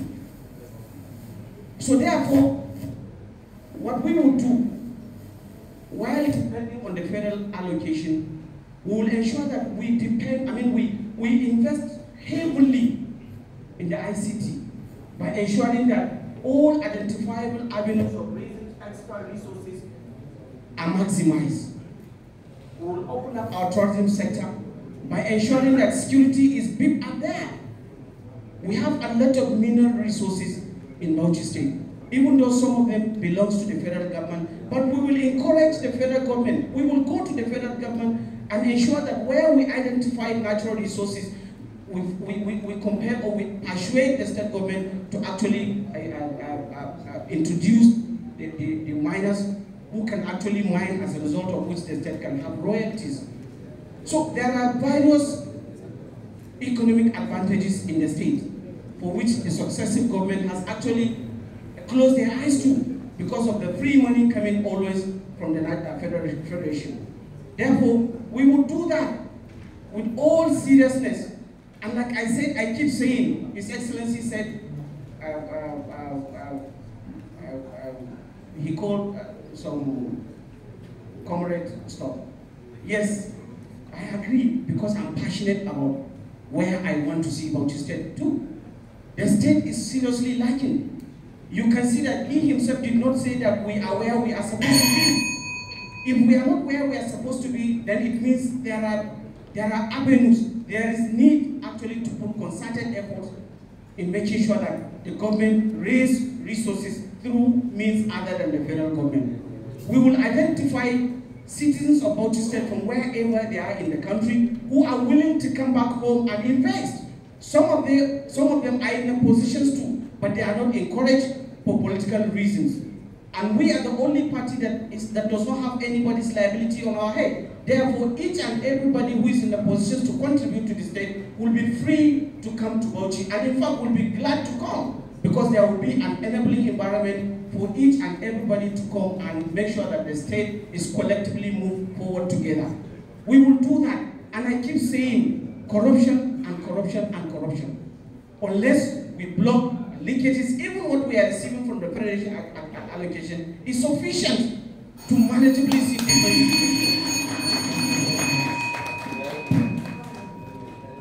The next question goes to PDP gubernatorial candidate Senator Bala Mohammed.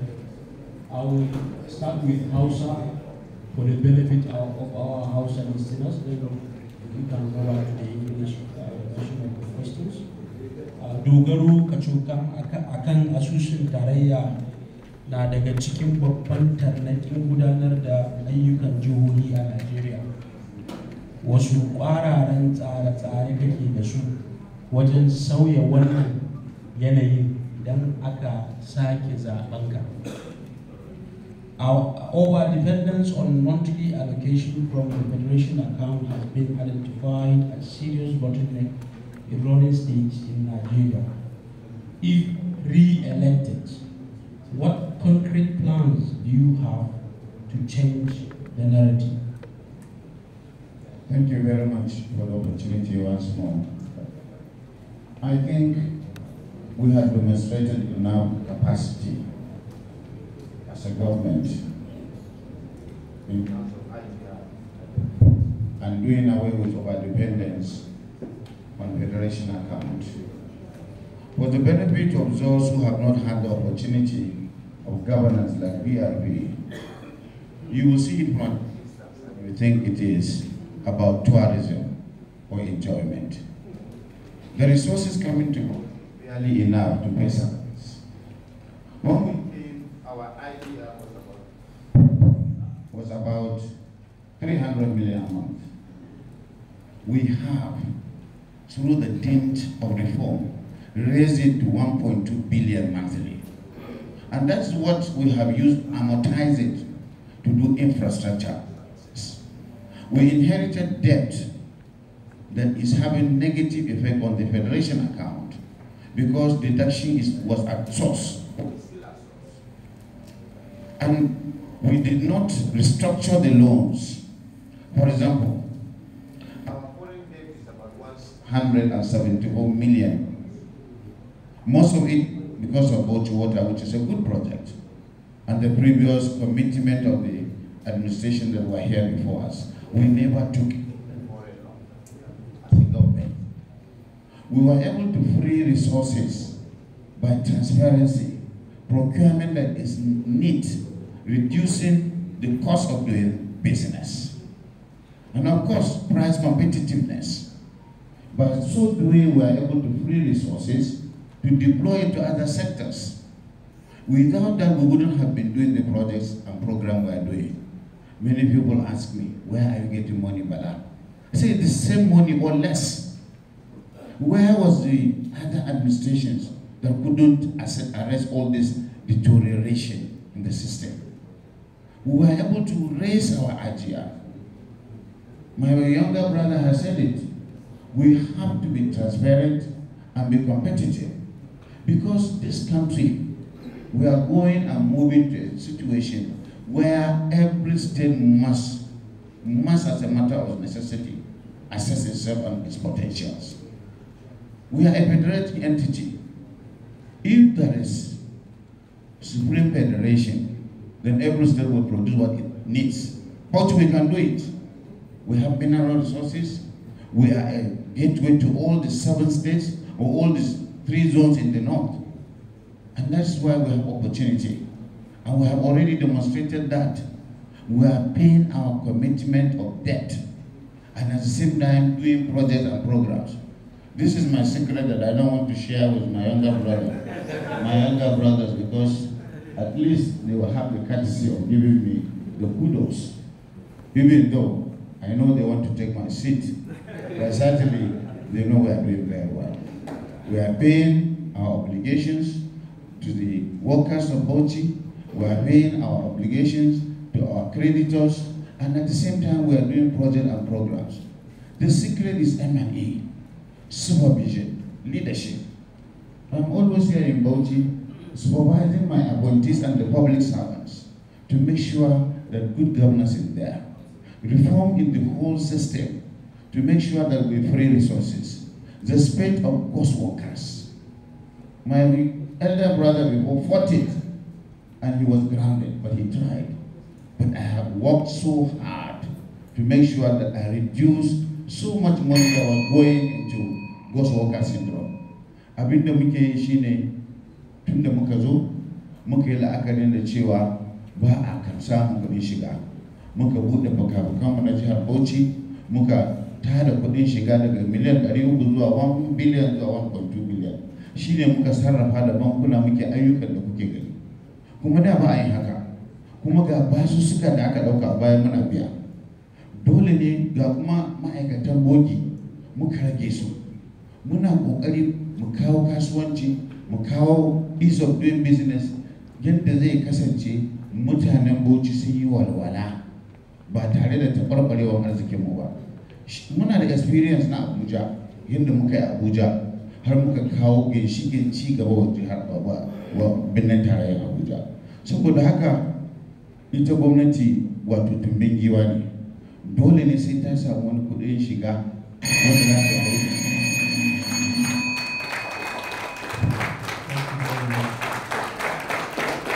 The next presentation is from APC gubernatorial candidate Ambassador Air Marshal Sadiq Baba Abubakar, retired.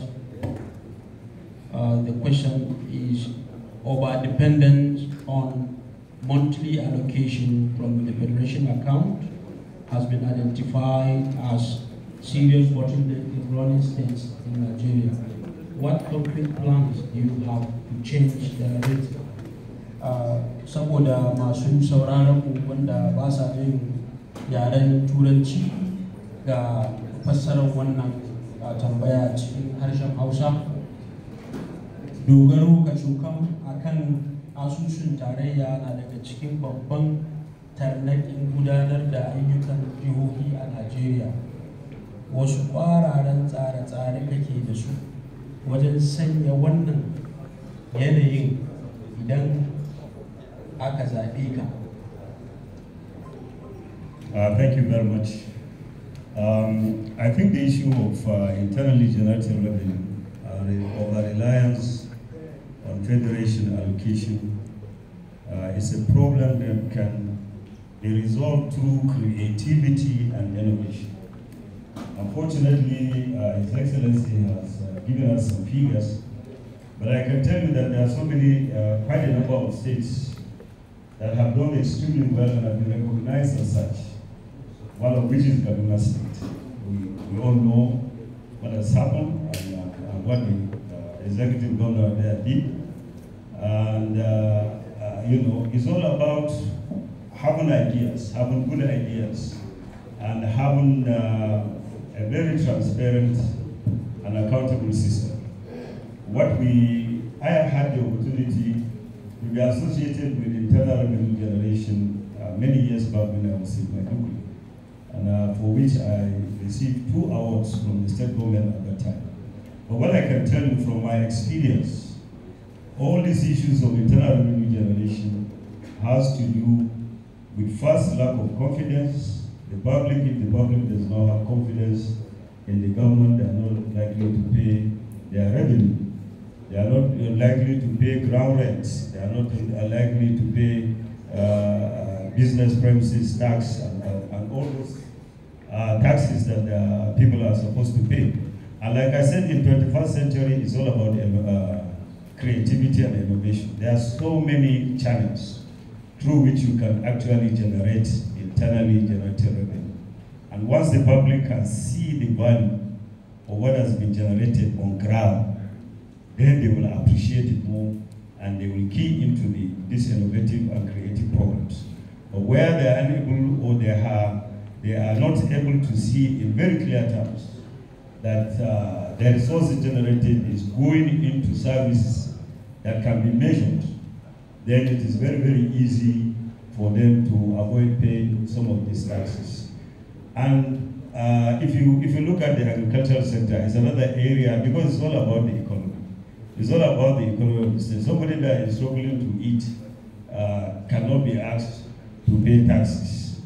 If you look at people that are trying to see how they can settle their medical bills, people that are trying to get their children to school, such people cannot be asked to pay taxes. They are not likely to come out and pay taxes in a manner that will really enhance the internal generated revenue.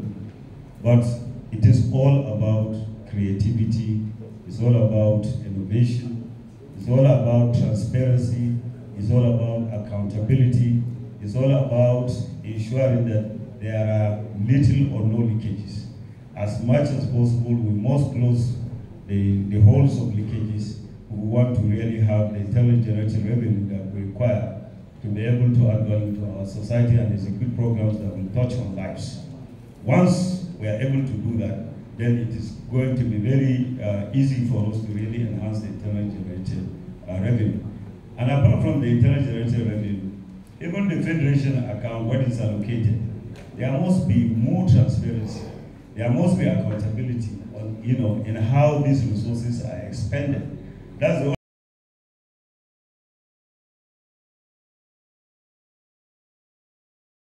is how those resources are utilized for the benefit of society. Once there are doubts, then allegiance to the system itself becomes a problem, and then people will not really, contribute or support the government in ensuring that they have what it takes. The solid mineral sector is an area that is very important, which we can work together with the federal government, and in the process something will still come back to the states. There's no doubt about that. The tourism sector is another area of interest that can generate a lot of revenue for Bauchi State. But unfortunately, like I said, these creative and innovative ideas appear not to be coming, and that is why we are still where we are in terms of Ajihar. If you look at the oil sector now, thank God we have oil now in Alkali axis, but the problem is how many Bauchi State indigenous have been trained to come and man that area. There is need for a strategic plan, and that is what is lacking. There is need for a strategic plan on how we can key into what is even available, whether it is internal generated or it is the Federation account. I'll give you a example.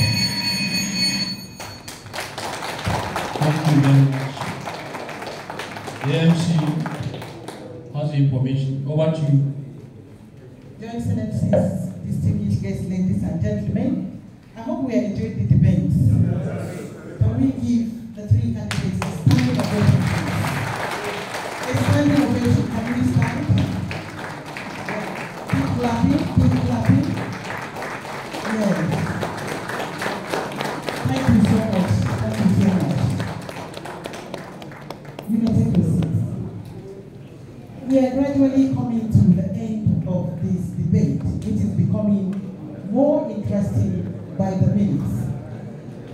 What we are going to do next is we are going to give each of the candidates 5 minutes for rebuttal and closing statement.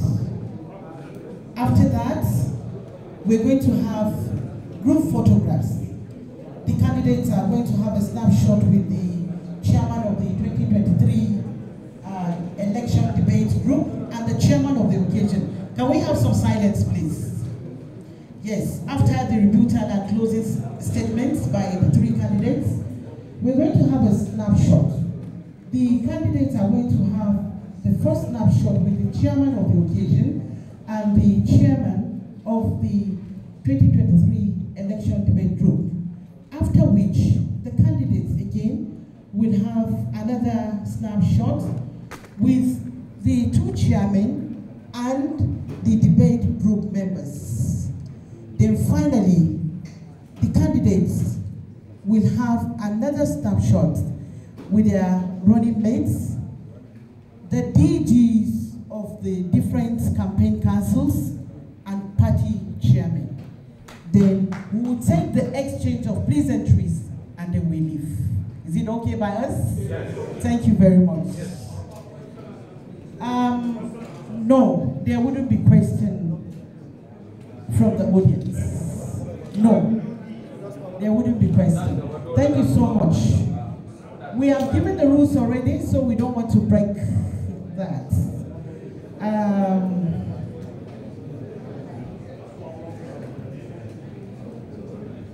Yes. This is just to remind us that this event is being relayed live by the Nigerian Television Authority and other radio stations in the state. So for now, I'll hand over the microphone back to the moderators who will invite the candidates for rebuttal and closing remarks. Thank you. Your Excellencies, as we did from the beginning, please let's keep quiet. Like we did. Let's have one house, please. We had opening remarks. We're going to have closing remarks. And we're going to start with the PDP gubernatorial candidate, Senator Bala Mohammed Abdul. So.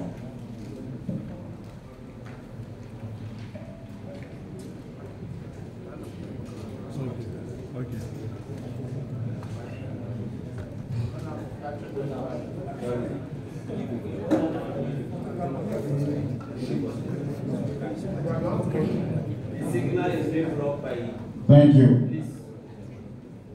I must thank you and thank the people of Bauchi for giving me the opportunity to serve.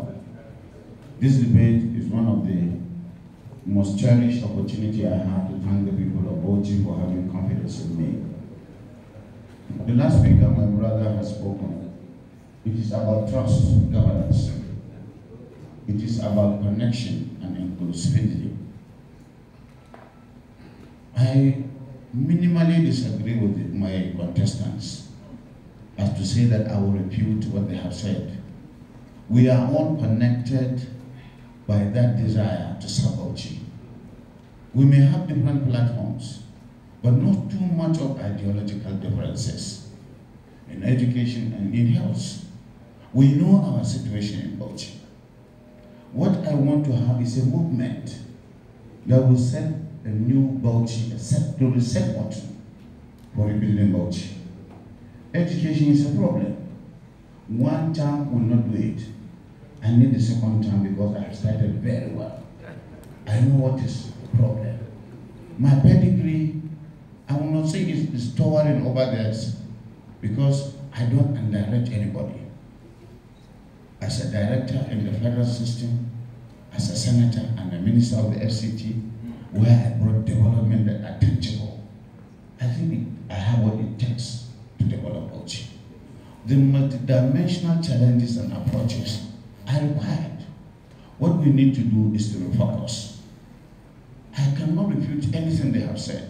It's true, but I will only refute their suspicion and mistrust. There is not anything that is hidden that is not transparent. Our procurement is there, we are doing reforms, we are making sure that governance is credible. People have confidence in us. We are reducing the gaps in infrastructure and services. Saboda haka, gwamnati ita ce ginshiƙin cin gaban mutane. Mu dukkan mu 'yan Bauchi ne. An san inda na aiki, an san inda na fito.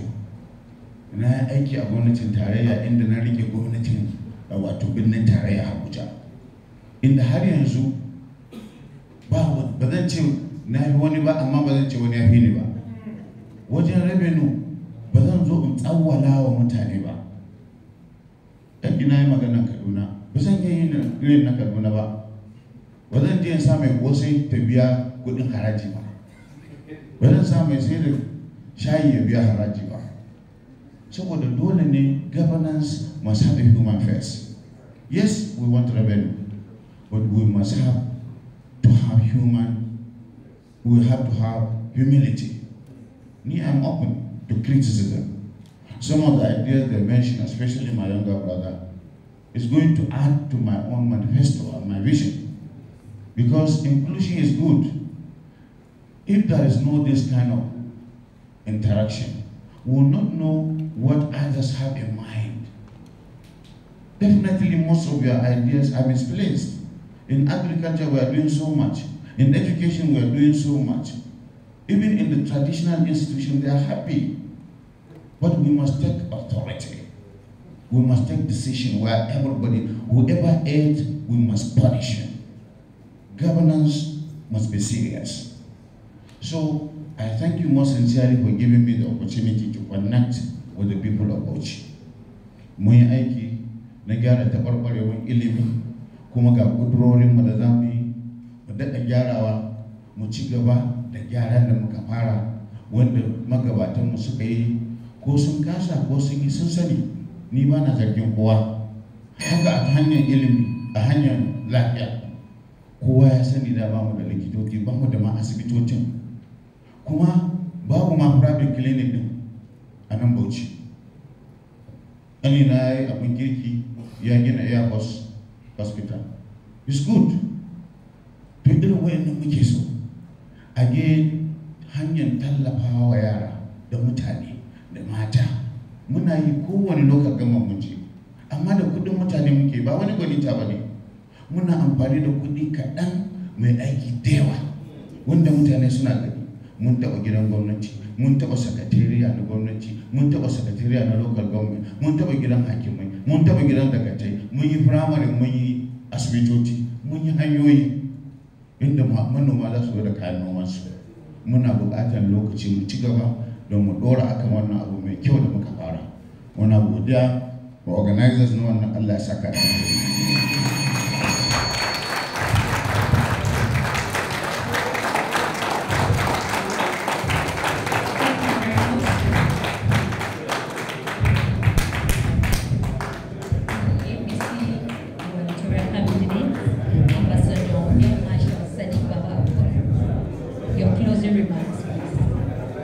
Please, let's have one house.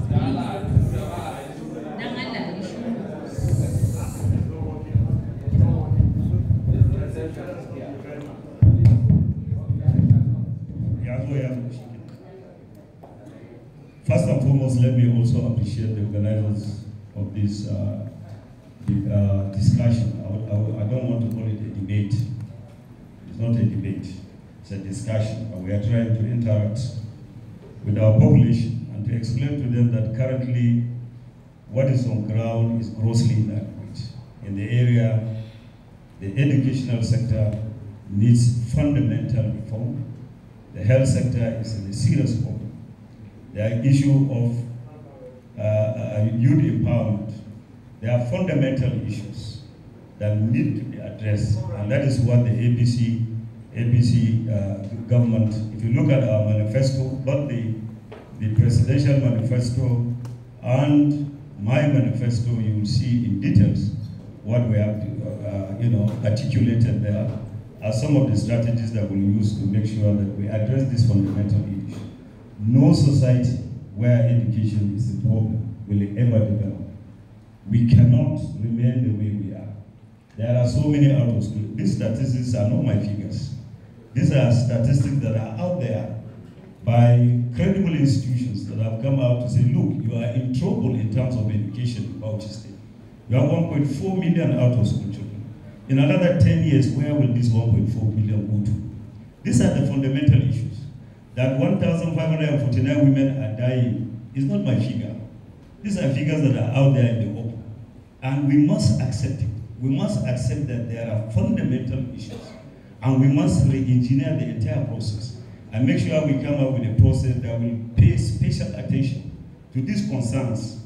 If you look at the empowerment of youths, similarly, I have a foundation. I know how many people I have supported. Even for just NECO, to pay NECO, we paid 409 children. They are NECO. These are issues. If you look at the ones that we have sponsored in Malikia, over 221 people. These are people. These are issues. These are very serious issues. Because His Excellency talked about manpower disposition of the state in the health sector. How do you improve the manpower disposition if you are not training people? I want to see figures. And these figures, like I said, are not our figures. The figures are there in the open for everybody to go and cross-check. We empowered youths together with NDE, trained so many of them, over 400 youths. And we also went and did empowerment, women empowerment from the foundation as well. We have supported so many patients. These are the fundamental issues that are out there in the society. Gwamnatin APC za ta canza tsarin da ake ciki, insha Allah. In Allah ya kai mu gaba, za mu tabbatar da cewa mun sauya yadda ake abubuwa, musamman a area na makaranta. Makarantar da ne, insha Allah zai mu samu irin waɗannan makarantu. Yadda kowa zai shiga, 'ya'yan kowa zai shiga. Za su iya zuwa makaranta su yi karatu su zama abin da suke son su zama. Similarly, mata da suke mutuwa saboda haihuwa da sauransu, da rashin kula wajen asibitoci da sauransu, shi ma za mu sa ido. Za mu kawo lura da ya kamata saboda mu tabbatar da cewa an samu ci gaba a wannan area. Maganan abin agriculture, aikin noma da kiwo da sauransu, su ma akwai abubuwan da za a iya canja. Ba za mu sayar da filayen da ake noma ko kuma ake kiwo ma wasu individuals ba. A'a, za mu kwato filayen nan ba mu talakawa su sake su je su yi noman su. Abin da ya kamata mu yi kenan. Waɗannan abubuwa ne waɗanda in aka duba su ne abubuwan da za su raya al'umma. In aka samu canji na policy da direction na yadda abubuwa suke gudana, kuma aka tabbatar da adalci da komai yana fili ma kowa da kowa ya ga me ake yi, insha Allah na tabbatar halin da ake ciki zai canja. Saboda haka ina ƙara ba da godiya ma waɗanda suka tsara wannan tsari, kuma ina fatan cewa al'umma sun fahimci komai. Duk abubuwan da muke faɗa an yi recording nashi, duk wanda yake so zai je sake bincika ya gani haka ne ko ba haka ba ne. Saboda haka waɗannan abubuwa ya zamanto al'umma su ne za su zama alkalai, za su duba su ga abubuwan da aka ce akwai makaranta, akwai asibiti, empowerment program na yara yana gudana, mata ana ba su tallafi, yaya magana aikin gona, wani irin taimako gwamnati ke yi, hanyoyin da za a ɗauko abinci daga ƙauyuka zuwa kasuwanni nawa aka yi, ana renovation na secretariat, wannan bai zai ba da abinci matalaka ba. Ana maganan primary health care da aka yi renovate wajen biliyoyi, ina suke, abubuwa ne waɗanda ya kamata mu rike amanar nan amana da kyau, kuma mu tabbatar da cewa jama'a za su gani, kamar yadda na ce jama'a su ne alƙalai. Assalamu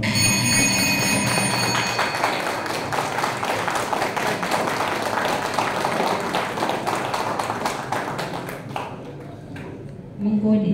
Next is Barrister Umar Farooq Ahmed from PR. Ni ma na bi sabon yayuna ina ƙara godiya wa waɗanda suka shirya wannan ganawa kuma ina ƙara gaya musu cewa dama ne suka samu wajen tabbatar da cewa wannan abu da suka assasa sun kai kudure wa majalisa private member bill ta yadda za a daure ta yadda abu zai daure ya zama dole ma duk wanda yake so ya jagoranci al'umma ya zo gaban su ya gaya musu me zai iya yi. Bayan haka ina ƙara tunatar da mutane duka yayuna sun yi magana abubuwan da jami'unsu suka yi ko sun yi ko ba su yi ba jama'a su ne alƙalai, amma ni a matsayina na ɗan jihar Bauchi kuma matashi wadda Allah ya taimake ni na samu duk abin da matashi ya kamata ya samu, ban gamsu da yadda ake gudanar da mulki a jihar Bauchi tun daga 1999 zuwa yanzu ba. Na ba da dalilai na wataƙila mutane ba su fahimci me da ke nufi ba. Babu yadda za a yi kai majorin gwamnati performance na gwamnati ba tare da ka duba kasafin kuɗinta ba. Duk abubuwan nan da muke faɗa surutu muke yi, surutu in the sense that babu confirmation na figures. Budget ɗin da muke yi a jihar Bauchi tun daga lokacin da demokaradiyya ya dawo yanzu kusan iri ɗaya ne, envelope budgeting. Kuma mutum ba za ka duba gwamnati ta hanyar kasafin kuɗinta ba, babu yadda za ka iya ka gane cewa gwamnatin ta yi nasara ko ba ta yi ba. Misali, gwamnatin yau tana iya cewa budget performance ɗinta kashi 51 ne. Ta yaya za su nuna mutane kashi 51 suka yi achieving? In the past, so would the previous government also say their budget performance was always above average. What are the indices? I expected to see a figure through which we can all criticize. So by and large, what I'm saying, me as a private citizen and as somebody who is eminently qualified, I believe I'm not satisfied with a government in which 10 billion naira will be budgeted, proposed to be spent in the office of the Secretary to the State Government, whereas only 5 million naira is budgeted to agriculture. We are not being sincere. And we sit down here, all we say, we are sincere, we should be sincere. Look at the indices of the budget, previous budget and this budget. In the last budget, even 2-point-something billion has to be added by the legislator to guarantee independence of the legislature. Can we say that today our legislator is that independent? We cannot. And we must come to this realization that without an independent legislature, we are doomed. We are doomed. Everybody can be governor, but nobody can be a good legislator. So we must go back to grassroots. We must go back to basis. If we want Bauchi State and we want Bauchi State to progress, we must make sure that the quality of legislators we are electing are credible, are capable, are educated, and are up to task. Because only them are constitutionally empowered to take up the governor whenever he erred. As it is today, once you become the governor, you become the Lord. Everybody is afraid of you because everybody is eating from the government. With a quality and credible legislator, no governor will dare do what he knows he ought not to do. So I am putting it a challenge to you, the organizers of this, to go as locally as possible to ensure that even those who are aspiring to lead us, to legislate for us, have the capacity. Because a qualitative legislator will take up any rascality in government. I am not satisfied with a Bauchi state. I'm not satisfied with a Bauchi state in which our only source of income largely depends on the federation allocation. I believe that it takes creativity, like one of them said.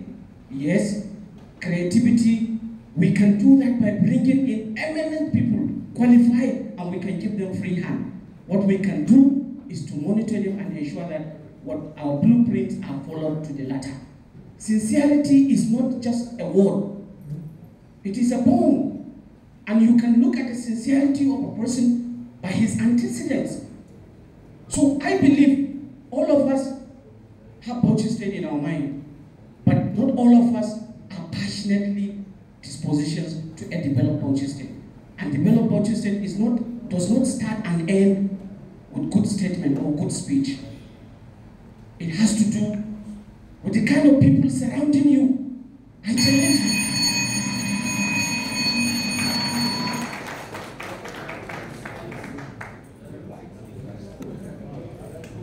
Thank you so much.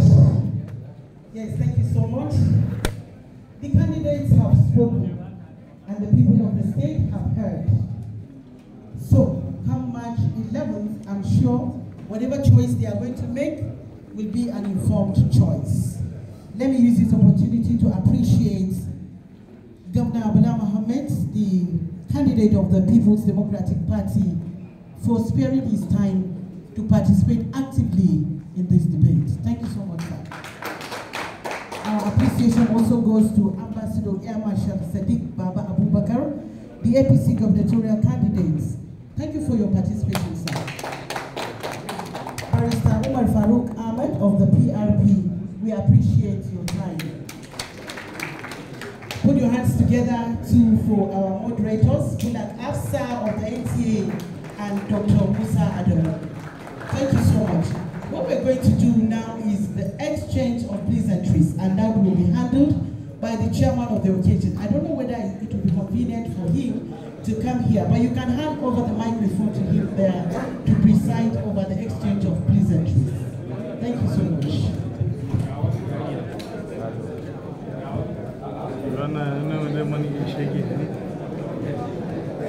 Please, can we have one house and watch what they are going to do this afternoon? One house, please, one house.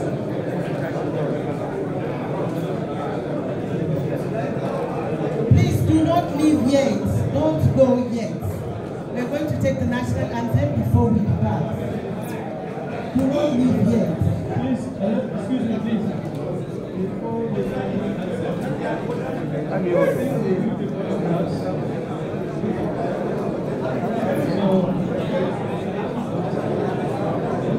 One house, please. Please listen. Thank you very much. The candidates. Please, one house, please. Please sit down. Please, can we take our seats, please? Let's take our seats. Activity here and now.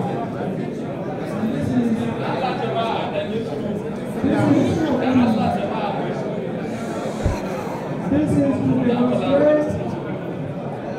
demonstrate that social benefit that we are likely to derive from this activity. One house, can we take our seats, please?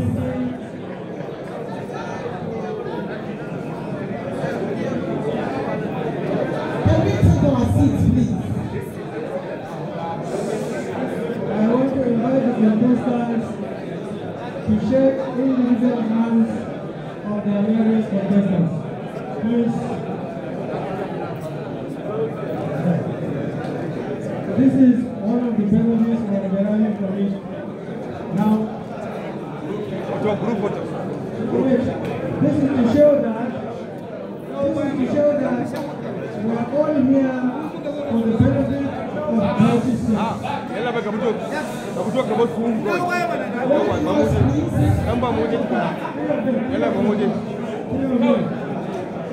To show that we all have the interest of Bauchi State, and we are all working towards the development and progress of Bauchi State.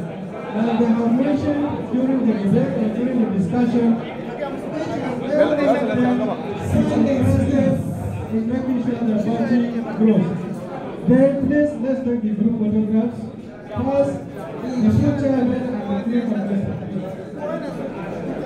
Members of the 2023 group should go ahead, please. We should come closer.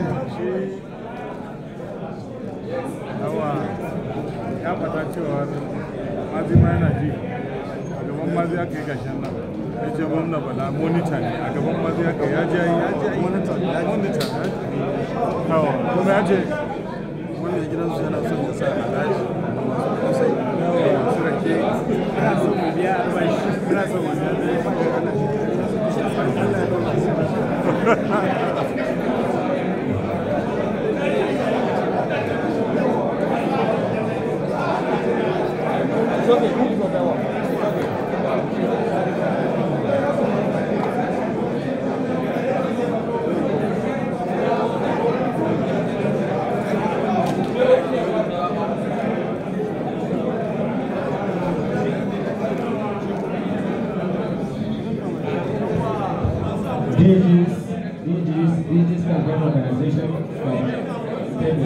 DG's campaign organization, running mates, and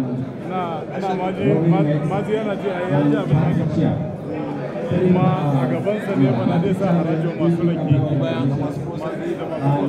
Running mates, please. Right here, DG's, please.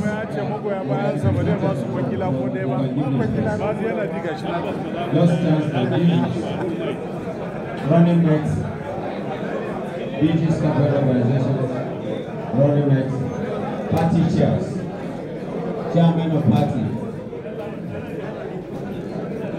Your Excellency, distinguished ladies and gentlemen, with this we come to the end of this session, and thank you for your features and attention.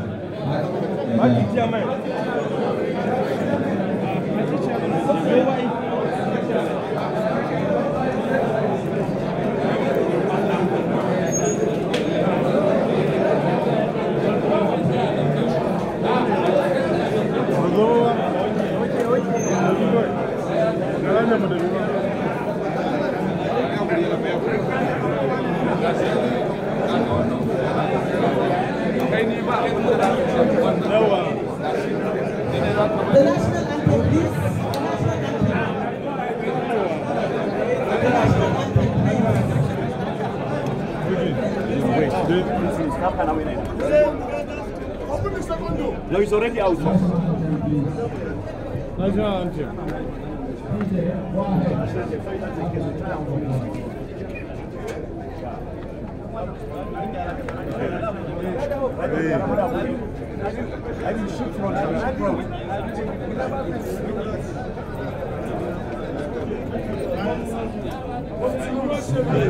Ya bai bana gare ka ne. Wallahi kuma live muke ba ga da. To ai bai ganka ba.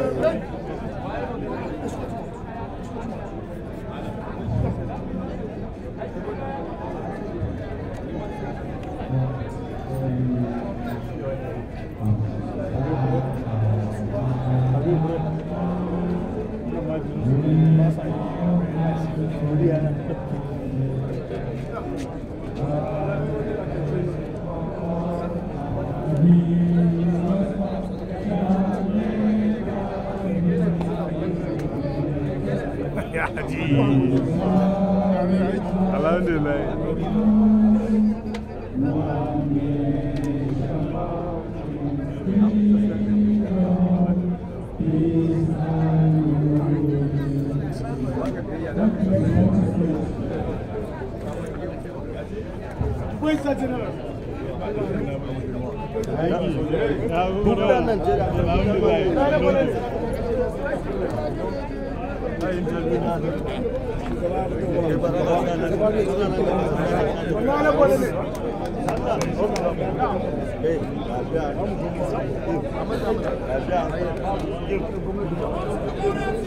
Sai Bala. Allah amin. Jagaban Katagu. Sai Bala. Sai Bala. Brother, you want to do me like this? No, you are my man now.